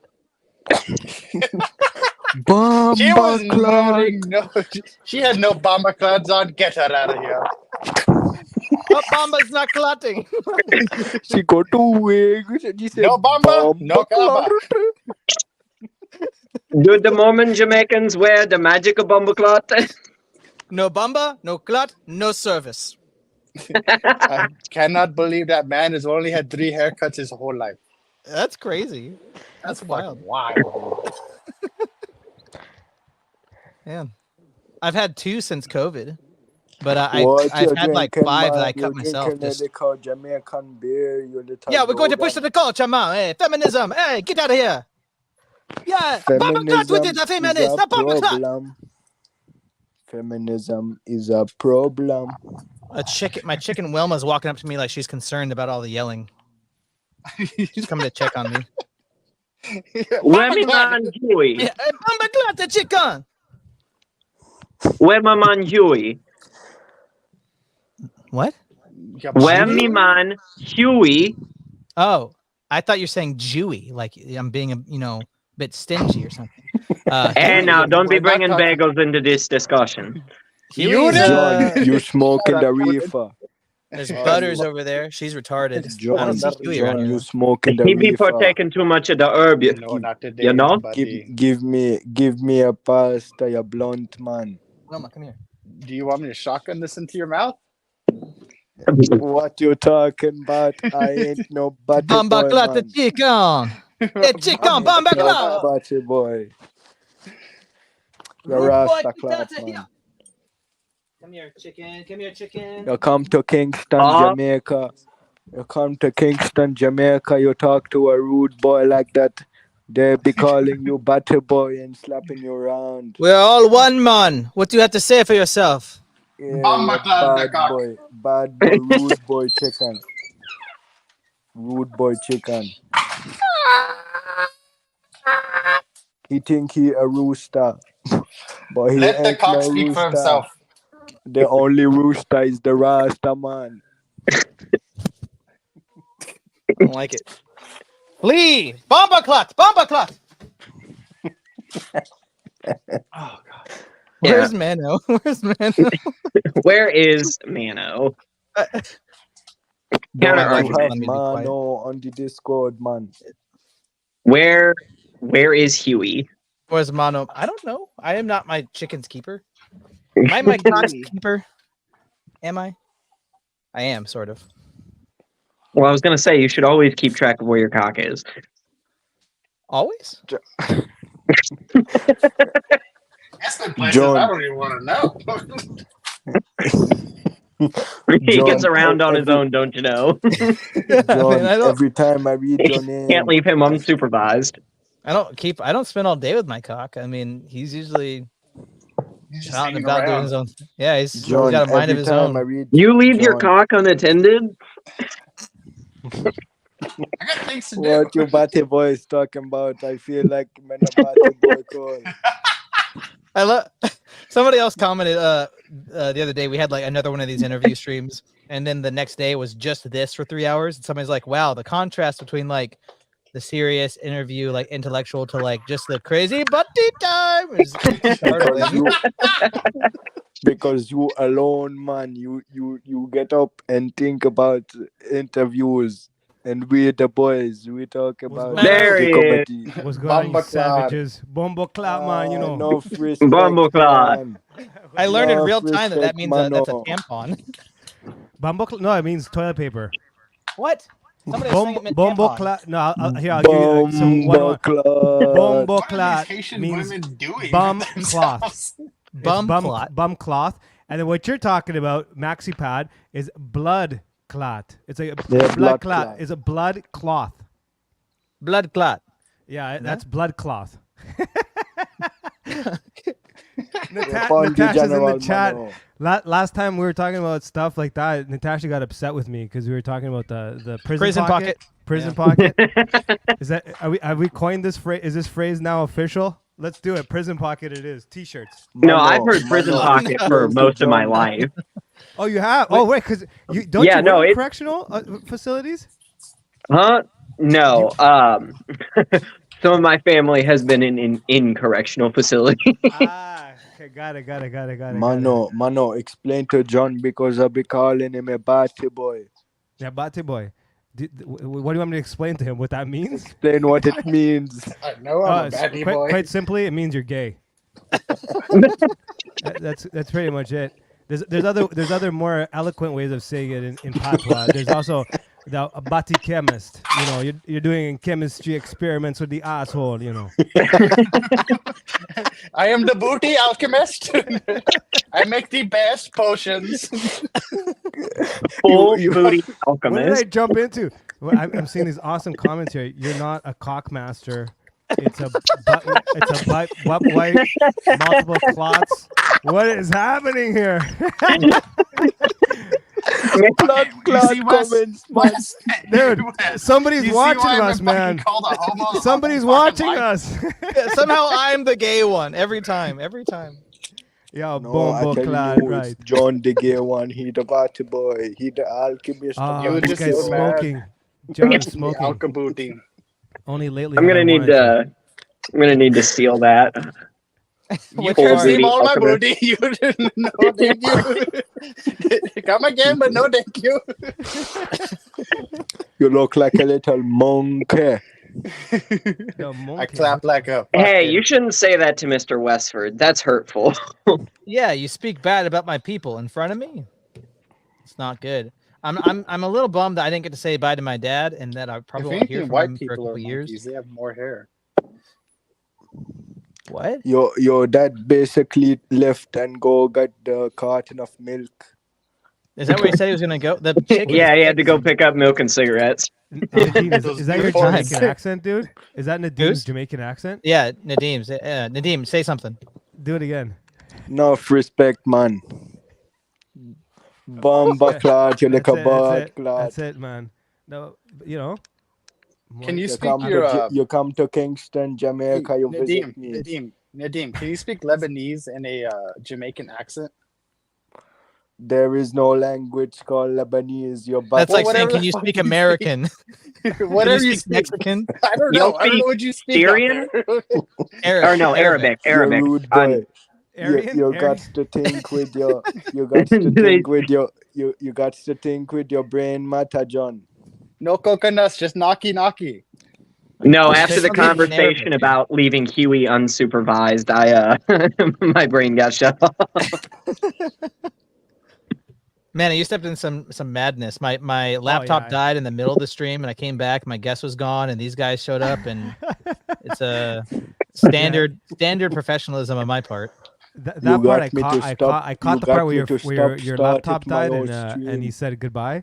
Abba took off, and then I was just trying to jump in or whatever, and I was like, all right, I gotta get my shit together. And I came back, and then there's like all this craziness, which is great. Craziness is good, you know, keeps us alive. I mean, 19 people are still watching, so it's something. It's classic. I mean, I was about to start my own stream, but I know me man's open panel is I crazy, got man. hide down here from the sun. yeah, it burns. It's a hot laser for you, ginger boy. Yes, I know. I'm made out of potatoes. Where are you at? Where are you at, Logan? Uh-huh. I'm at state-wise. work in Illinois. Illinois. Oh, what part of Illinois? I used to live there for a bit. Wood River. It's around Alton, like right across the river from St. Louis. Personnel, stand by for roll call. Security cap. Buddy boy They're coming for place. He's calling the cops on you, Nadeem, man. Yeah. Dude, you're fucked. Oh, sorry. Can I say that here? I'm sorry. Aye. You just, No you just cops can did. do nothing Sorry. on me, man. Put you on the FBI list, my buddy. My I've been brother. swearing more lately. Damn it! I gotta stop that. I tuned in. We're just for talking You this. just gotta wait for the yesterday. Apostles Fest, and then We then you talking can reform. yesterday in Cotel stream. How many That- fasts do you guys have? For Doc. Christ, There's goodness gracious. there's three major fasts throughout the year, and then there's typically 2-day weekly fasts. Yeah, And therefore, today's Yeah, a you fast. went over over the you went year. over the weekly Wednesday, fast. Friday. Wednesday, Friday. Wednesday, Friday, and you can I mean, eat everything's said and shellfish. done. We usually fast like half the year, right? Yeah, it's like half the year. Yeah. Yeah, so there's Lent before Pascha, which is our Easter, and then there is the Nativity fast before Christmas, and then there is the Apostle fast in between the two. For Isn't there a Dormition, too. fourth major fast? Dormition. There is there is there- the Dormition? one for the Mother of God. Yes. So for August 15th. But this year, man, I there is forgot them no all. Apostle fast Sorry, say that because again? this year there is no Apostle fast because Ascension. I cannot do that in the Jamaican accent. Yeah, it's Yeah, true. Ascension. It's You're true. gonna have to ease up the accent, man. And Nadim can't get intellectual with an Because accent. because Pascha was very late this year, so we if the Apostle fast would be very short. So Stop so doing the just- Jamaican accent. Yeah, the Mon part. It's like He has to Tash sneak is that throwing in in. some Mons in there. Just- Mon. man. Go on, Rasta Man. Whoa, what's So that? what is the Wagwan. Jamaican accent? You just switch around Famalam. vowels instead of man. You say mon. No, The there is Jamaican there is patois more accent adjectives. it's similar to Irish, like the way the Irish accent works. So if you want to look at it that way, no, really, it does. It is. They're very close. That's why they both say I. They say to the I and I. And they roll the R like that. Like what? You didn't roll an R right there. Are you okay? The R, they say it like that. Arrgh. He's practicing with his prison not- pocket. There is Irish, they There's some talk like practice that. happening here. Can you Is he play pulling the a jaw- accent out of his prison pocket? I think that's what's happening. I think that's what's happening Don't there. I do Hey, the Nadim. accent correct, man? Can you say my last name? Roll that R. Mondra. Yeah. Mondragon these nuts across your face. Shut the fuck up. Mondragon. Well, I was gonna say a really gross joke. I don't really feel like saying it anymore. Where do you guys want to take this conversation? I already said it for you. No, mine was definitely worse. But where do we take it from here? I see prison pocket clot. That's Natasha, good call. See, Natasha, you're you expanding is hilarious your woman. ability to take messed up jokes. I like that. Yeah. Only You're okay. only last week were you disgusted by the prison pocket, and now you're making prison pocket jokes. Man, this is called desensitization. You're corrupting the youth. I have no idea how. Absolutely. Natasha's probably older than me. What's a prison cloth? I think I missed it. A prison prison pocket, it's pocket? It's your butt. It's the Prison place you pocket. hide things That's- in prison. Your butt. Oh, I thought that was It's just like where, the they booty hold your hole of pocket. West That's Watson. just like where they hold your pocket and like That's walk it. around. No, might as well. we figured you'd be She's like, it's so gross though. You know, we the figured you'd booty be hole of acquainted. West You said you were a Watson. booty alchemist. Right. Yeah. He doesn't get high off Bate- his own supply, dude. He doesn't know. yeah, He doesn't know Bate about chemist, the. you know. Yeah, I'm a good dealer. I'm a good dealer. I don't do that. Yeah. I don't do that. He doesn't mess with his clients. It's a Yeah. strict Wait, relationship he has. where are with them. you at, John? Comic. Where are you at? What part of the world are you at? I am in Southern California. Oh wow. It is Wow. 100. He is in Batty Boy land. Yeah, that's Bati Boy land. Yeah. I'm in Mexico, so I Yeah. understand the heat. Oh, you're in tranny boy land. Oh yeah, definitely. I in terrorist land. That slipped out. My bad. If it's TOS. I don't know. I in terrorist land. We went to Mexico one time. Well, actually a couple of times because like our church, we helped rebuild this deaf school. Yeah. Like I think something happened. We went down there and helped rebuild it, and there was this deaf girl that had a crush on me, and she kept running around, and the only way she can get my attention was to hit and yell at me. Yeah. Westford, you is messed up for that, man. What? I mean, have you guys never heard Helen Keller? She's just like, Why her. can't Helen Keller drive? You Why? need to repent of 'Cause our she's a woman? sins in that Yes. in that phone call. that was a fun time. And ever since then, I was like, I'm never going back to Mexico ever again. Yeah. That's all what of did it for Mexico. me. It's definitely a strange place for sure. For sure. It is. For sure. I like your haircut, man, John. It looking Guys, slow down with the fresh. accent. You have Slow down another with the deaf person accent. hitting you on you here, John. You got to be careful. Oh no. It Deaf and looking like blind, don't- real Batty Boy haircut. I tried to imitate my favorite dictator. Why did Helen Keller burn her face? Did she? To feel something? I don't know. You guys have an answer? Why did Helen Keller burn her face? She tried to answer the iron. That does happen from time to time. That does happen. Hold on. That John does only wears happen. tank tops. Yes. If you lived in 100, it's 106 degrees right now. Okay, lady? Or is that a man? Don't be a Batty Boy. Stop wearing tank top. Tank top. You Be a you silly man. you Be a zoomers man in and your wear tank some normal tops. clothes. Wait, Don't be a Yeah, lonely yeah. father. Answer the iron. And then plus I was outside jackhammering concrete all day long. Yeah, In you were. Mexico? Jackhammering, is that what the kids call it these days? Yeah. That My name's sounds really John. Batty Boy. You become a real Batty Boy, I'll man. be right back. 1 second. Yeah. Nadim, you saying tank talks like it's like TikTok made me think. I own an do. Airbnb. I I do own pronunciation mistake, man. I own an Airbnb, and I had a weird guest that messed with the neighbors, so I had to like go smooth things over, and he was like really mad, wanted me to like close down my Airbnb and all that. And after like a week of smoothing things over, he's like, he's an older guy. He's like, okay, fine. Thanks for all you do. You can keep your air bobs. You can keep your air bobs. I just build a fence. Don't let people into my yard and steal my shit. He's autistic, very autistic guy. I hope Alright, that's what- being I don't Just see like the me, just difference like me, between for real, you for and real. me. Oh my god, that audio's AIDS. One at a time. Who has the talking unicorn, please? Oh, I believe Think Mano Big does. Snake Bratali What got did I do? What did I do? You have the You have the talking talking unicorn. unicorn. Talking unicorn. What's that?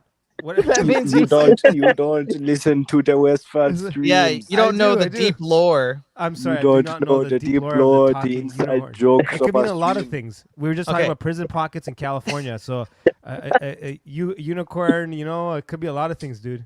So What's going too on? long didn't read. The cliff notes is we looked at the creed of an atheist church, and they said after they do their stoic meditation service where they play music and read stoic like Marcus Aurelius, I guess.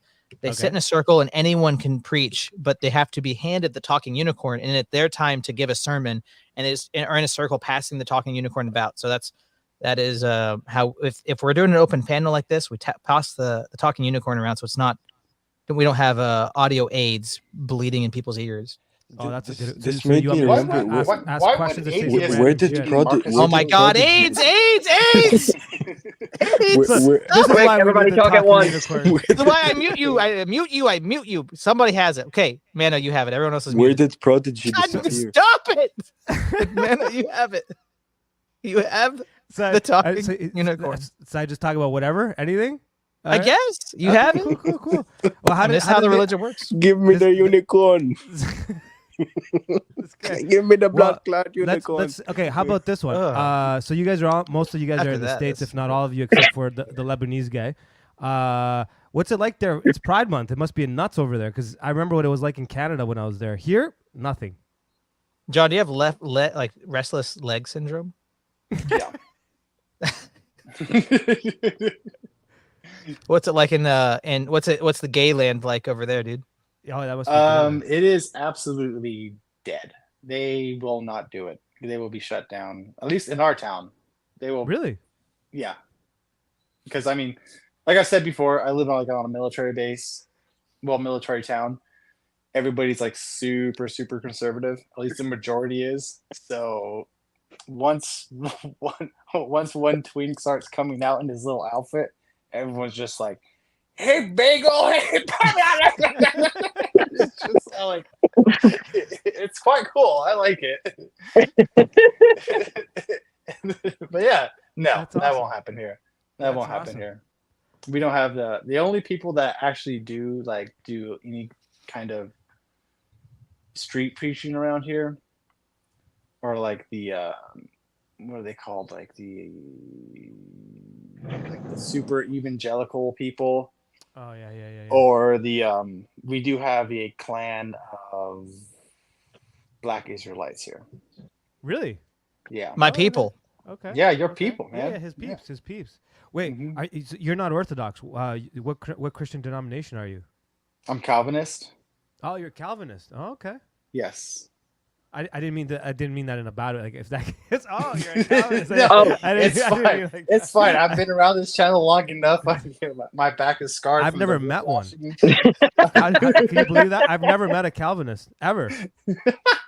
Seriously, in Toronto, there's not many. I don't think I've ever, or if I have, maybe I was unaware of it. Maybe not. Yeah. I mean, have you ever interacted with Presbyterians? Not directly. Okay.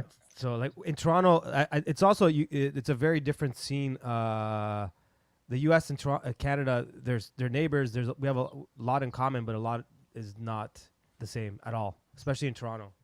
So like I know in the U.S. when I was living in Chicago, Illinois, whatever, and when I would travel to the U.S., I was like weird seeing. Oh, you were in Chirac? I was actually around 2002, 2003. So it was a really interesting time. But yeah, like driving through the U.S., you guys have a whole different thing, especially with like the Bible Belt stuff and a lot of the stuff that we were talking about, Westford and all that. That's so foreign to me. It's so, you know what it sounds. No, yeah, I it's listened like, to your interview. You guys' interview. That was a really good interview. Thank Oh, you, sir. Yeah. I was only like, 2 beer deep, so Footloose. it was a good interview, not a great interview. You know. Well, It was were a you great drinking on interview. yours or on mine? On mine, you were drinking. Yeah, on yours, I was only 2 beers in, so on mine, I was totally sober. So Wait. not even a good, not a good host, not a good interviewer, but Well, I didn't listen to what's your name, bro? Again, I'm sorry. Mano. No, Mano. I didn't listen to yours. Sorry, nice to meet you. I'm John. It's all good. I didn't listen to Calvinist. you. John Calvin. Hey! John Wesley. But John Wesley? I just wanted to be a part of that. I'm sorry. You know, guys, this conversation is oddly orderly. Orderly. We should let fault. Nadim back in. No, that's what gives us the AIDS. Nadim needs to.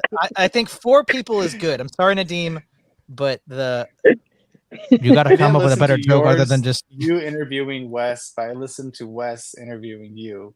Oh, okay. I think that was like my sister's graduation. I was at, but yeah. It's a good thing to do during the graduation. Yeah, I'm just sitting there listening to people's interviews. Shut up, everybody! I'm trying to listen to this. That's awesome. But that was a hilarious interview because like everybody had like these little like those little twist things where you pop confetti off. Oh, and they were doing that when like their kid was being announced or whatever, getting their diploma. And then there was this one chick right in front of me. She was just like, who's gonna clean all this up? This is gonna desecrate the earth. I wanted to say something so bad. My sister was just like, give me the eye, like, just shut the fuck up. Don't do it. I was like, okay. She's just like, oh my god. There's 100 and she's like, wait, there was like over 300 students there. Like, there's over 300 students and everybody's doing this. Do you know what damage this could do? It's like, oh, what are we worried about? A turtle coming over here and just eat a piece of confetti? I'm worried. Tell him to come to Mexico and check it out. It's crazy. Oh, yeah. The cartel will like be like, don't everywhere. worry, we'll take care of it. Everywhere. Just send it down to Mexico, man. It's good. It's good. It's hilarious. What Dave said Toronto's gay. It's pretty gay. It's pretty gay. I've been to Toronto, I think. Is Toronto? Wait, no. I've been to Vancouver. Sorry, I haven't been Oh, to yeah, Toronto. yeah, I don't know how gay it is. Yeah, Toronto's gay too. Toronto's like, yeah. Sorry, Vancouver. Vancouver's gay too. What I've been about to what about one little town in Victoria? Canada. I don't even know what Victoria's it is super woke. anymore. That's I've been to more like- one little town in Canada, but that's it because like my cousin lives in Montana. And then he was like, we can just get drunk and just like, just drive across the border. Yeah. And we're like, okay, let's do it. We were like 19, 20, something like that. And then we went to this one like town and went to this bar and that was it. And then we Yeah, went back to America. That was, you were in Alberta for sure. Montana goes to like all the bordering places. They go there to drink because it's we drink at 19. You guys are 21. What did he say? I heard. He said, "I heard a second and a half of dead air. We need Nadim back." We can talk bad about him because he's not here. Now Dean doesn't even speak Lebanese. What an idiot! Yeah. Oh my gosh, Mana, do you speak Mexican? I mean, you're down there, but do you speak the language? No, I don't. I suck. My Spanish is horrible. It's super bad. But I have a understand. confession to make, guys. I can't speak American. That's good. That's good. Just like Mexican.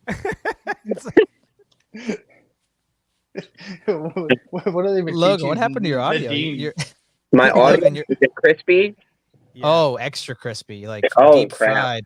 It turned like into a different setting or something. I don't know. Crispy as a prison pocket or whatever. You know what? I was gonna make a Okay, prison hold on. pocket joke. Oh man, that was like there must have been. See, you caught my vibe. A prison hot pocket. Totally. you just say? It's like the crispies off the hot pockets. Yeah, Check. Is it a little better now? Oh, not at all. Oh. Hold up. I'm just going to exit and rejoin, see if that helps. What's everyone saying in the chat here? All right, Nadim can join. We can have 4 people at once. That seems to keep the AIDS at bay. The I got a question persecution. for you. I got a question for your persecution. Why do you have why do you You turn are your camera off? persecuting the wrong man. I am Because it's like telling 4 you. a.m. where he's at. So yeah, Batty why does he have boys, the you camera were off? persecuting the Still. wrong man. Well, I like when he has the See camera him. off because like last week I saw way too much of his body. Yeah, To be that honest, was I crazy. saw That was wild. wild. Things. But that you is no one Batty should see boys until if you his see wedding me night. wrong time. But it wasn't like an accident. He didn't like No, it was It was just like a hey, guess what? it was like slowly being I didn't do revealed, that. like It more and was more. accident. I didn't mean to turn on my camera. Yeah, that's what my ex-wife So said. So much nostril. When Nadim has the camera on, it's like this the whole time. It's so true. So anyway, yeah. So the I essence do it on energy, purpose. the essence man. energy distinction. It's very important that we make sure we Easy. define terms now. My gosh. No, the best was yesterday when he's like my talking. juicy and lips, Nadim. Father Deacon Ananias is there, and Bamba he's got this face camera going. And I'm thinking, what does Father Deacon Ananias think of this? It's like he's sitting there, some dude. Hey, yeah, man. Nadim, No, Nadim talked yesterday to Father was- Deacon. Well, he was on. Yes, he and was he on liked what I David say. Patrick Harry's live stream, right? So he had like an open panel, and he was on there as well. And yeah, I was like, "What the fuck is going on here? This is crazy." Just this the whole time. Yeah. So Father Deacon, one question I've always wondered, and I really don't think I've gotten a good answer for this, but maybe you could really clarify some. Sorry, maybe you could clarify some things for me. I don't do that. You are persecuting me. I got Get hours. I someone have off. hours of Nadim nostrils on this channel. Okay. I did not do that yesterday, but I do it purposefully here to enjoy the mass people like me nostrils. Like me nostrils. Well, over here in Lebanon. Lebanon, Logan, who are you? Lebanese. Who are you Lebanon. joking to? I can't believe Who are you that's making fun Lebanese, of? Nadim. Rude boys in here in Lebanon. Lebanon. I say we kick one of them off to put them in detention like you. Okay. Well, we did. Wish granted. Play dumb games. You win dumb prizes, Nadim. Well, Oh, How you guys doing, man? How you living? Good. I'm doing all right. Doing great. Besides my brain fried today. 17 people like the chaos of this style, but The slightly ordered chaos. yes, 3, 2, 1-on-1. It's like, I mean, you saw what it was for like 2 hours, and then 4 seems to be a good number. We haven't been giving people the AIDS or the ick too much, I don't think. Oh, that gives me the ick. I'm never gonna say that again. You took it away from me. Your hairy chest. Let me back gives me on. the I'll be ick. calm. I promise, Ugh. man. You need to shave it. Has any woman ever told you guys to shave like your chest? Who was the Serb guy from Jim Bob earlier? Posh Redneck? Oh, that's Posh Redneck. Yeah, he has a channel. I will accept answers in the form of a limerick. He'll probably give them to you. That man has memorized many like old drinking songs, and he sings them in this low voice. Posh Redneck. Oh, His sounds- buttery, smooth, deep voice Are you that talking I about the guy can't was on Jim replicate. Bob? Yeah, Is that on his Jim name's the Posh Redneck. He's a Serbian man who has a British deep accent. Let me see it right now, real quick. Hi-ho. Yeah, I missed most of that stuff today. What was that? I was trying to sing a pirate song. Join Yo-ho, your yo-ho. colors wide. It is the pirate's life for me. Yo ho, yo ho. What happened in the Jim Bob stream? How did we end up with Grace on there? Because, like, I was working and then we came into the shack and I look at the phone and I just see her on the bottom between the two of them. And I was like, I don't know. why is she on here? I started the stream before that happened, so I don't know. Yeah, I didn't even catch it most of it today. He's Barry White of Serbia.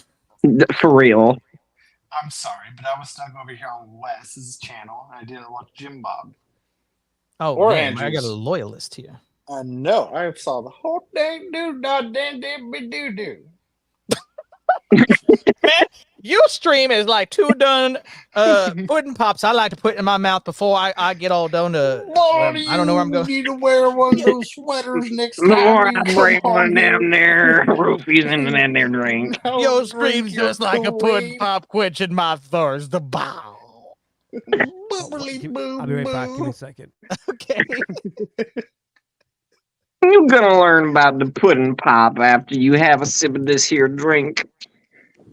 Nadeem can Yo, rejoin what's the up, Discord. y'all? How you doing? How you doing? Oh, Nadeem's back. Maybe So we you went should from kick somebody Bomber out. I mean, I think that's a good idea. Nah. Yeah. They What had happened? man. Did this guy? He said we need to kick somebody out, so I'm he the granted host. his own Hey, wish. Big Snake Prattle. Got it, Hey, got Big it. Nation. Can you I'm the do that host while the now. stream's going? I will pick Snake Prattle over Nadeem. No, I'm the host. No, you know that. You know that So, I'm the host. Mano, what's up? Not much, brother. How you doing? You doing all right? Oh, none too bad. Living the dream. You know, working a hard, long day, sitting around in a guard shack. Let's Are you ask almost the done? chat. Let's ask No, I'm here till 10. I got about 2.5 more hours.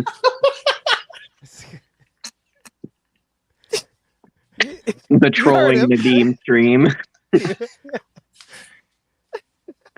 Did he start his own stream or something? Yeah, someone he told did. me. So what it is Nadeem's stream is the after party of the Mr. Westford stream, which is the after party of the Jim Bob stream. So there's a whole ethos, a whole mythos forming. You have to have the talking unicorn. You cannot put it in your prison pocket unless you have like wipes, little moist towelettes. I see. Then it's permissible, but Hygiene, we don't hygiene. provide those here. Yeah. All right. We gotta That's good. discuss the stream deep lore. Yeah, it's forming. If I was gonna do memberships where you there's Jortlandia or what's the Crucible Crew? Like it has like little names for when you Crucible. Yeah, what would mine be? I mean, is it like you pay $5 and now you're in my prison pocket or something? That's a good one, man. I know a lot of people over here in PV will pay top dollar for that. There's a lot of the gays here. A lot. Oh, Yeah. Lots. After John's comment, can the highest membership level be a full booty alchemist? Yes. it only has one slot. It's reserved for John. I am the alchemist. Hear me? Hear I'm me? coming I for will that fill booty. you up. I will fill you up. Natasha's comment. This is good. Nadim will stream with you, and then he'll tell everyone to go to his. He will. Nadim will jump on other I've seen people's it. streams Fucking and go, Steve come join my Stream stream instead. Sniper. He poaches. I've seen Oh, it. he I've got seen it. yelled at by Slowboy Whiteboard because he He hopped did. in Jay's stream to do that. Oh my god, that's like the opposite of what you're supposed to do, dude.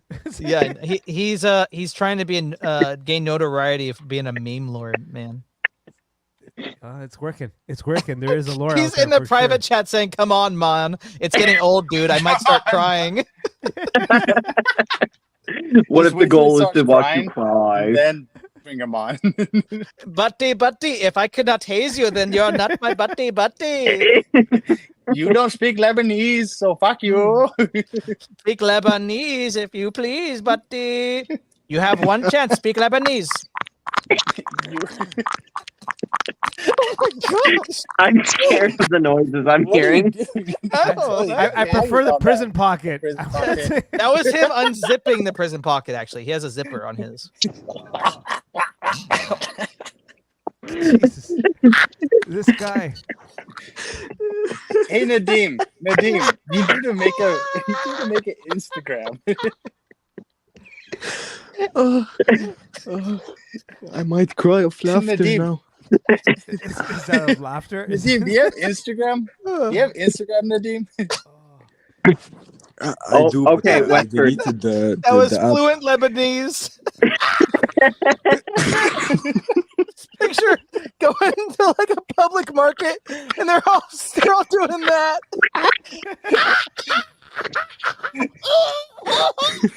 Man, that's why That's what my dad said when he together. came back. That's what my dad said when he came back from Iraq. He was like, "What do they say over there?"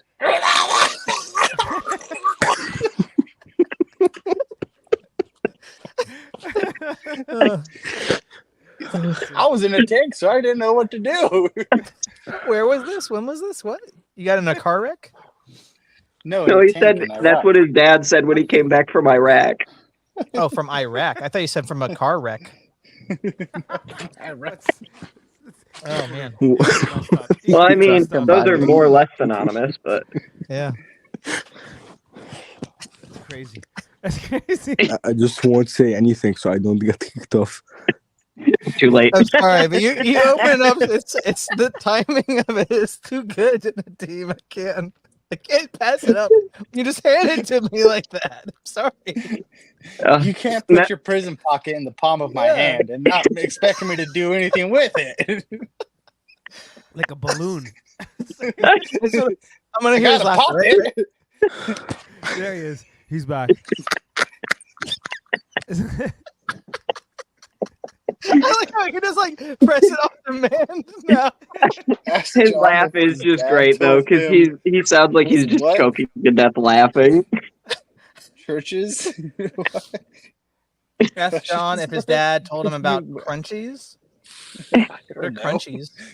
What are crunchies? Canine crunchies, canine crunchies, canine crunchies. You guys remember that My from? dad drove a tank, so of course he did do some crunchy, if you know what I mean. Okay. Oh boy. Whew. So Westford, I think I got it figured out. You know how everybody has like a clip guy who takes clips from their streams and posts them as like short form videos on their channel? You need to get Nadim doing that. That way Okay, he's too busy to do these poach streams. Okay. He idle hands is what you're saying. Idle hands. Yeah. Okay. Okay. Clip guys are key. Hands do the devil's work. I mean, yeah, for me to like sit on here for 4 hours and do all this and then try to sift through it and then edit it. And I mean, that's like that's a full-time job, dude. Yeah. I do Respect that. me, no. I do that. No, it sucks. I stopped doing it for like live streams. I only do it for like interviews, but even that, because I like to do like some crazy edits, I can't just do a quick one. I need a clip guy. So if there's a clip guy out there, let me know. Call me up. Oh, Mano. You got it right, John. It is the enemy infantry. Oh, yeah. He did do some crunchy. Mano, what was it? Souvlakis? Souvlaki. What is a souvlaki? Souvlaki? Yeah, it's a Greek shish kebab. Okay. That's what I thought, but I don't know. I guess I spelled it wrong and you didn't know what I was talking about at first. Yeah. I don't know what the hell you wrote there. You said something. Yeah, and that when I asked you what the hell, what was the question, anyways? Outside of the. Oh, I Outside asked of the if you made Slovakia? them, and that's why you had to dip out for a minute. Oh yeah. No, yeah. And I was like, what the hell is he talking about? Skluberins or some Sklupians or some shit? I was like, what the fuck is that? Southlake? It's like that's it. Yeah, Southlakes. That's it. It's like, well, they don't have souvlaki in Illinois. I know they definitely do. There's a lot of Greeks in Chicago. There's a decent amount of Greeks over in well, I mean, I go to a Greek parish in St. Louis. Oh yeah, there you go. Good old St. Louis. Nadim, what did you want to comment on? Oh, there's the man himself. Oh, look. You can Oh, see I saw his nose. There it is. It's shining. Yo, What do you want to say, sir? What do you want to say? The floor is yours. yeah, Logan was talking about the clip thing. I gave you some clips, but you ain't do nothing with them. I'm sorry, man. It's got well the you gave me clips. I can edit them together, but I think what Mano and what Logan was saying was somebody that will edit them together like as a single video. Yeah, If you give me should clips, do that, I still need to put them together. You gave me I think Logan should do 6 that. clips to edit together. Oh, I have to do it? Yeah, and One who smelt I it dealt it, that. Logan. I even just getting a person to do rough clips is fine with me because then I do the Yeah. edits. Nadim, it does help. I just haven't gotten to that. I will maybe tonight. I'll take those you clips did that you other gave me and I'll clips. put them together. And you put mine in the garbage. No, it's right here. Like It's right a here. week to edit. Just like I do know Logan loves being the Editing co-host sucks. in my stream. Editing We had a great sucks. stream. A great Here he first is, stream. self-promoting again. He's poaching. He's Yeah, poaching. He's killing for himself. For sure. When did he start his live stream? Like last Thursday or something when I did the same bit where I'm kicking him off, and then he was like, I'm just gonna go start my own live stream. And then he started sniping other people, like live streaming other people's streams, jumping on the stream, come watch me instead. You know how it is. Oh yeah. There's always one in the bunch. What do you guys have you guys been looking at my if Christians argued like atheists shorts? What do you guys think of that? I have. Yes. I like it, man. I like your comedy reels. Manny and I were actually talking about it the other day. Like you should do more of that stuff for sure. I will. I mean, if people if you want to support the channel, we have the super chat link pinned, and I would really respect it if I could make some more income from this. It would justify the extra time and all that. But I do have a lot of stuff going on in my life, a lot of stuff to get taken care of. This takes time. Guess what? If you ever want to collaborate sometime, Isn't that what this is? my buddy. Well, no, You I want me mean, to- on your like, channel? make other videos on my channel. Oh, John, you yeah. have a channel too? You guys all have channels? Both of you? Logan and John? Well, I mean, I have a Logan's just YouTube channel. There's nothing on it, but Oh yeah, true. Because you subscribed to me, I saw it. What about you, John? You have a channel too? Yes, I do. What do you do? He's Comedy laughing already, so reels. it's kind of. No, I'm reading more of Nadim's private messages. I see. A lot of comedy stuff, talking just about social issues, trying to make fun of it, or just whatever. Okay. Well, Just basically whatever. send me But if you guys want. If you guys want, if you have any clips or whatever, send me some and I'll play them on SOS Radio because I have segments where I would do stuff like that. So let me know. I'll play them on the radio show. Okay, I'll have to get a hold of you. I need to. Anywhere. Instagram. I can send you. I can get you guys together. I need to actually pay attention But and no, Wes, catch one of I would love Mano's to streams. collaborate with you, bro. If Oh, you're yeah. ever down, Oh yeah. the option is open. Okay. No pressure, no pressure. But I mean, I will come to your house with a gun and. Okay. Well, Nadim's turn. Nadim, what do you want to say? Yeah. Get off. You threatening my people. You ain't threatening my people. That's No, right. no That's one right. threatening my people. Yo, That's how it Especially is. not how are Mr. you up all Westford, because night, he's the Nadim? best streamer in the world. Yo, Malaka, how are you up all night since it's 4 a.m. there, right? Like, but you're always on this shit. So that means at 4 a.m. every day you're online. He never sleeps. Wow. I don't It's a sleep, problem. man. That's I probably feel why he acts responsible. like this. Yeah. I don't feel like a sleep, man. concerned dad who's enabling him. Yeah. I actually sleep 7 hours a day. So When do you wake up at 1 p.m.?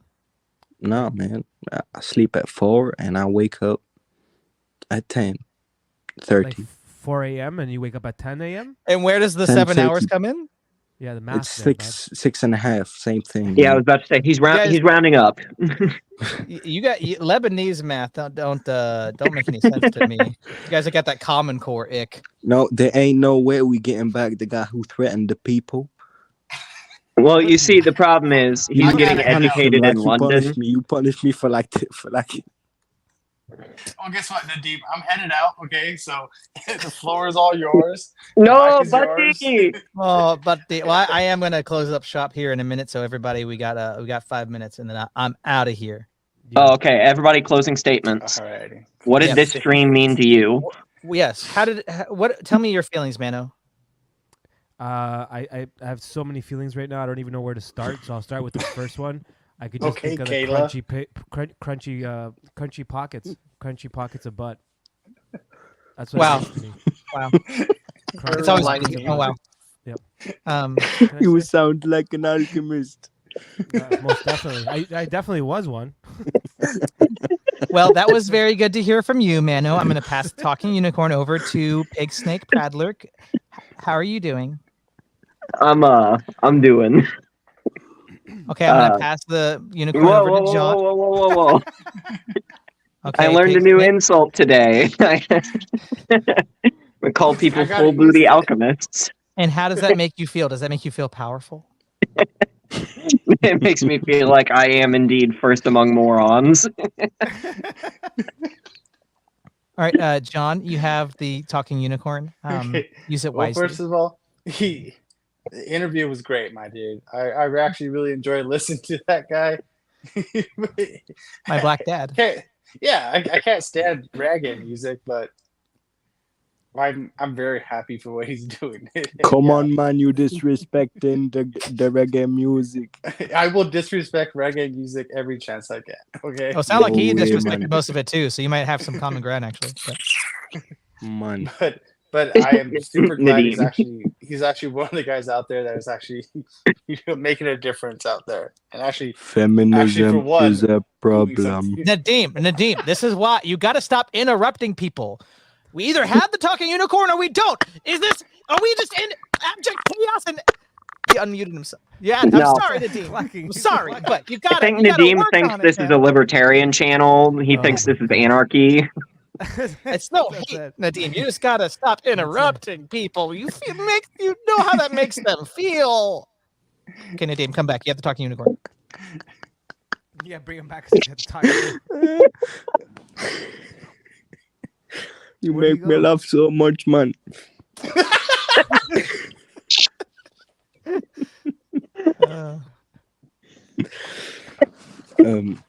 I love you too, Nadeem. Yeah, it was a good stream. Thank I you. actually Rated out of 10. enjoyed. Out of 10. It was a 8.1. Interesting. Yeah, because the 10 out of 10 is the birthday stream, which no one will ever see. So good it That's- had to get taken down. I do need to do clips of that. I ate a Quran. You ate a Quran? I ate a Quran, yeah, Like for my actually birthday. did? I He ate tore out a pages. page and he do that. ate He's it. just lying. Tore He's out lying, 2 pages dogs. and ate it. Wow. No, he's just doing a skit. He didn't do that. Wow. We Sounds took it down sounds because like you we were worried that Nadeem's country would behead him. Yeah, because I Ah. did some stuff too. He did That's many awesome. many Muslim jokes that were not kosher. Death. And he doesn't speak Lebanese. Very Wow. haram.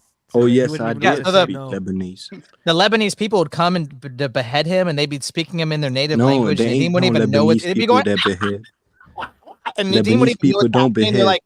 like, confess of your sins in their language, and Nadeem's like, and then he died. It's we don't want that. So, Nadeem, You don't closing want that. thoughts.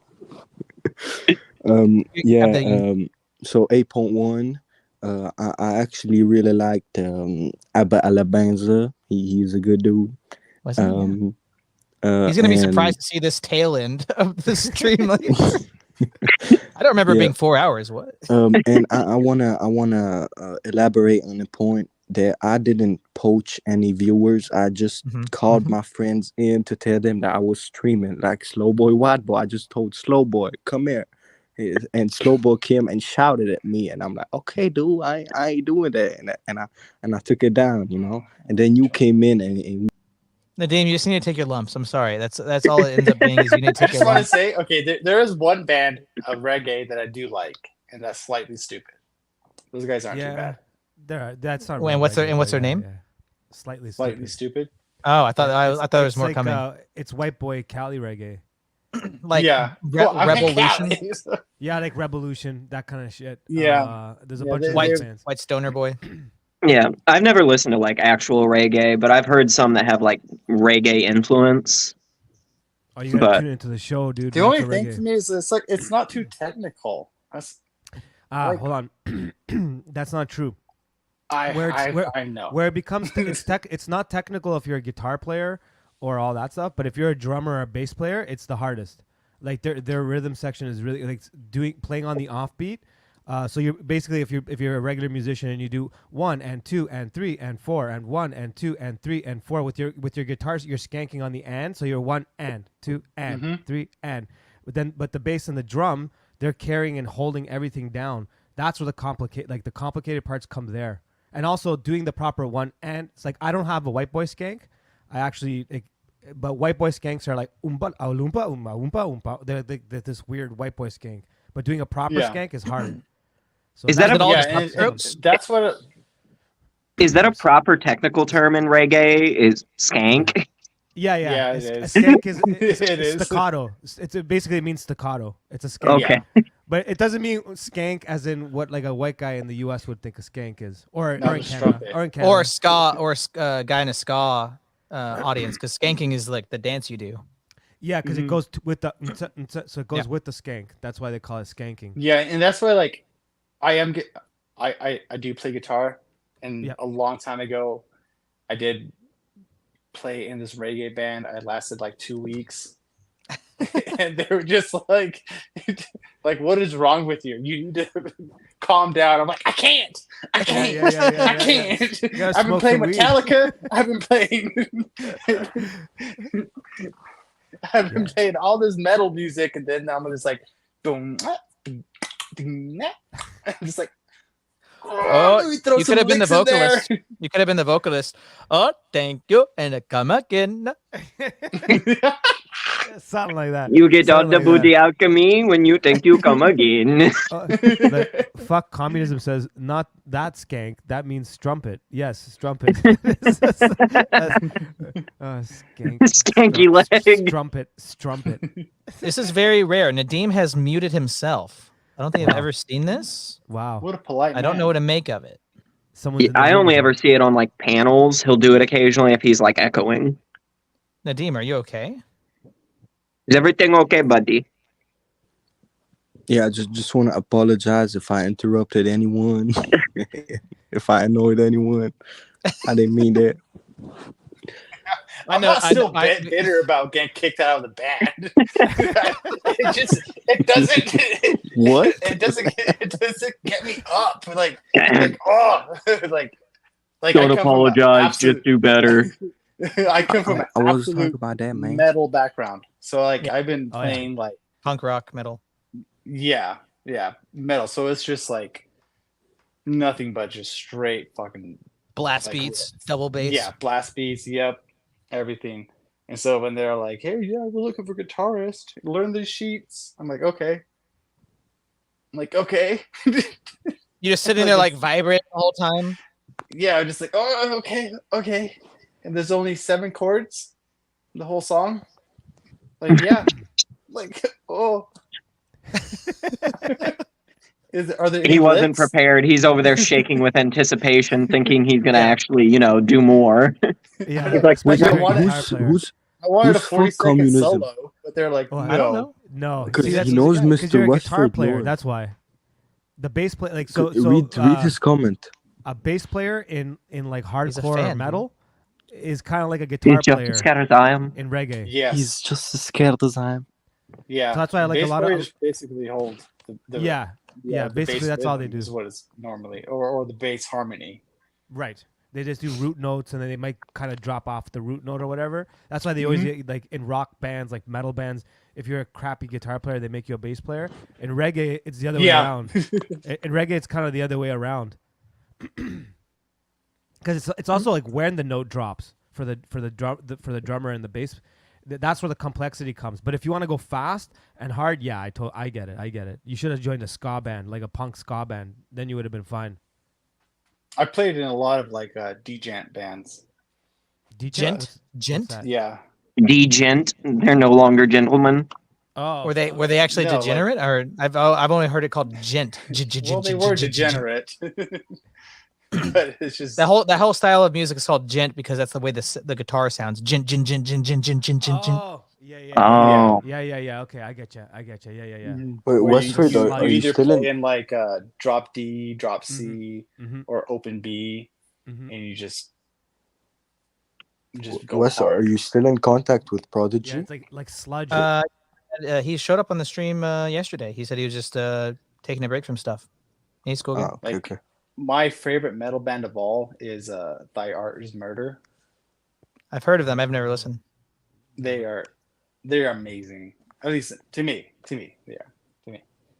Well, wait, Well- you guys are all like late 20s, right? For the most part. 29. I'm early 20s. I'm the baby. You're early Nadim's 20s? 19. Okay. He's not even legal, dude. Yeah. So music's a totally different thing in that age group for sure. Yeah. No, I'm 32, so You're 30. Yeah. Old. Even What do you mean I'm even, not even legal? there down, I would say like your references to metal and punk are extremely different than mine. yeah, probably. Yeah. What do you mean I'm that's not why. legal? No, you're not Yeah, legal, man. dude. Yeah, Nadim. I mean, it's self-evident. You should know what I mean by that. What? Okay, only in the US, like in No, in Canada, Europe, you you can drink. can drink at 18. You can drink in Canada too. It's Yeah. not real alcohol, though. It's What fine. does everybody think of Tool? That's a good question. It's Tool my sucks. friend calls Tool I don't- divorced dad rock.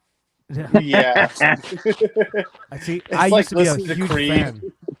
Well, I it's used- better I than used to be a Creed. huge fan, a fan of Tool for sure. I used to be. Creed. I've never gotten into them. No, dude. Danny Carey on the drums. He's incredible. My issue with Tool is their spirituality, and I don't. I think Maynard's a dick. I also met him, so he's a dick.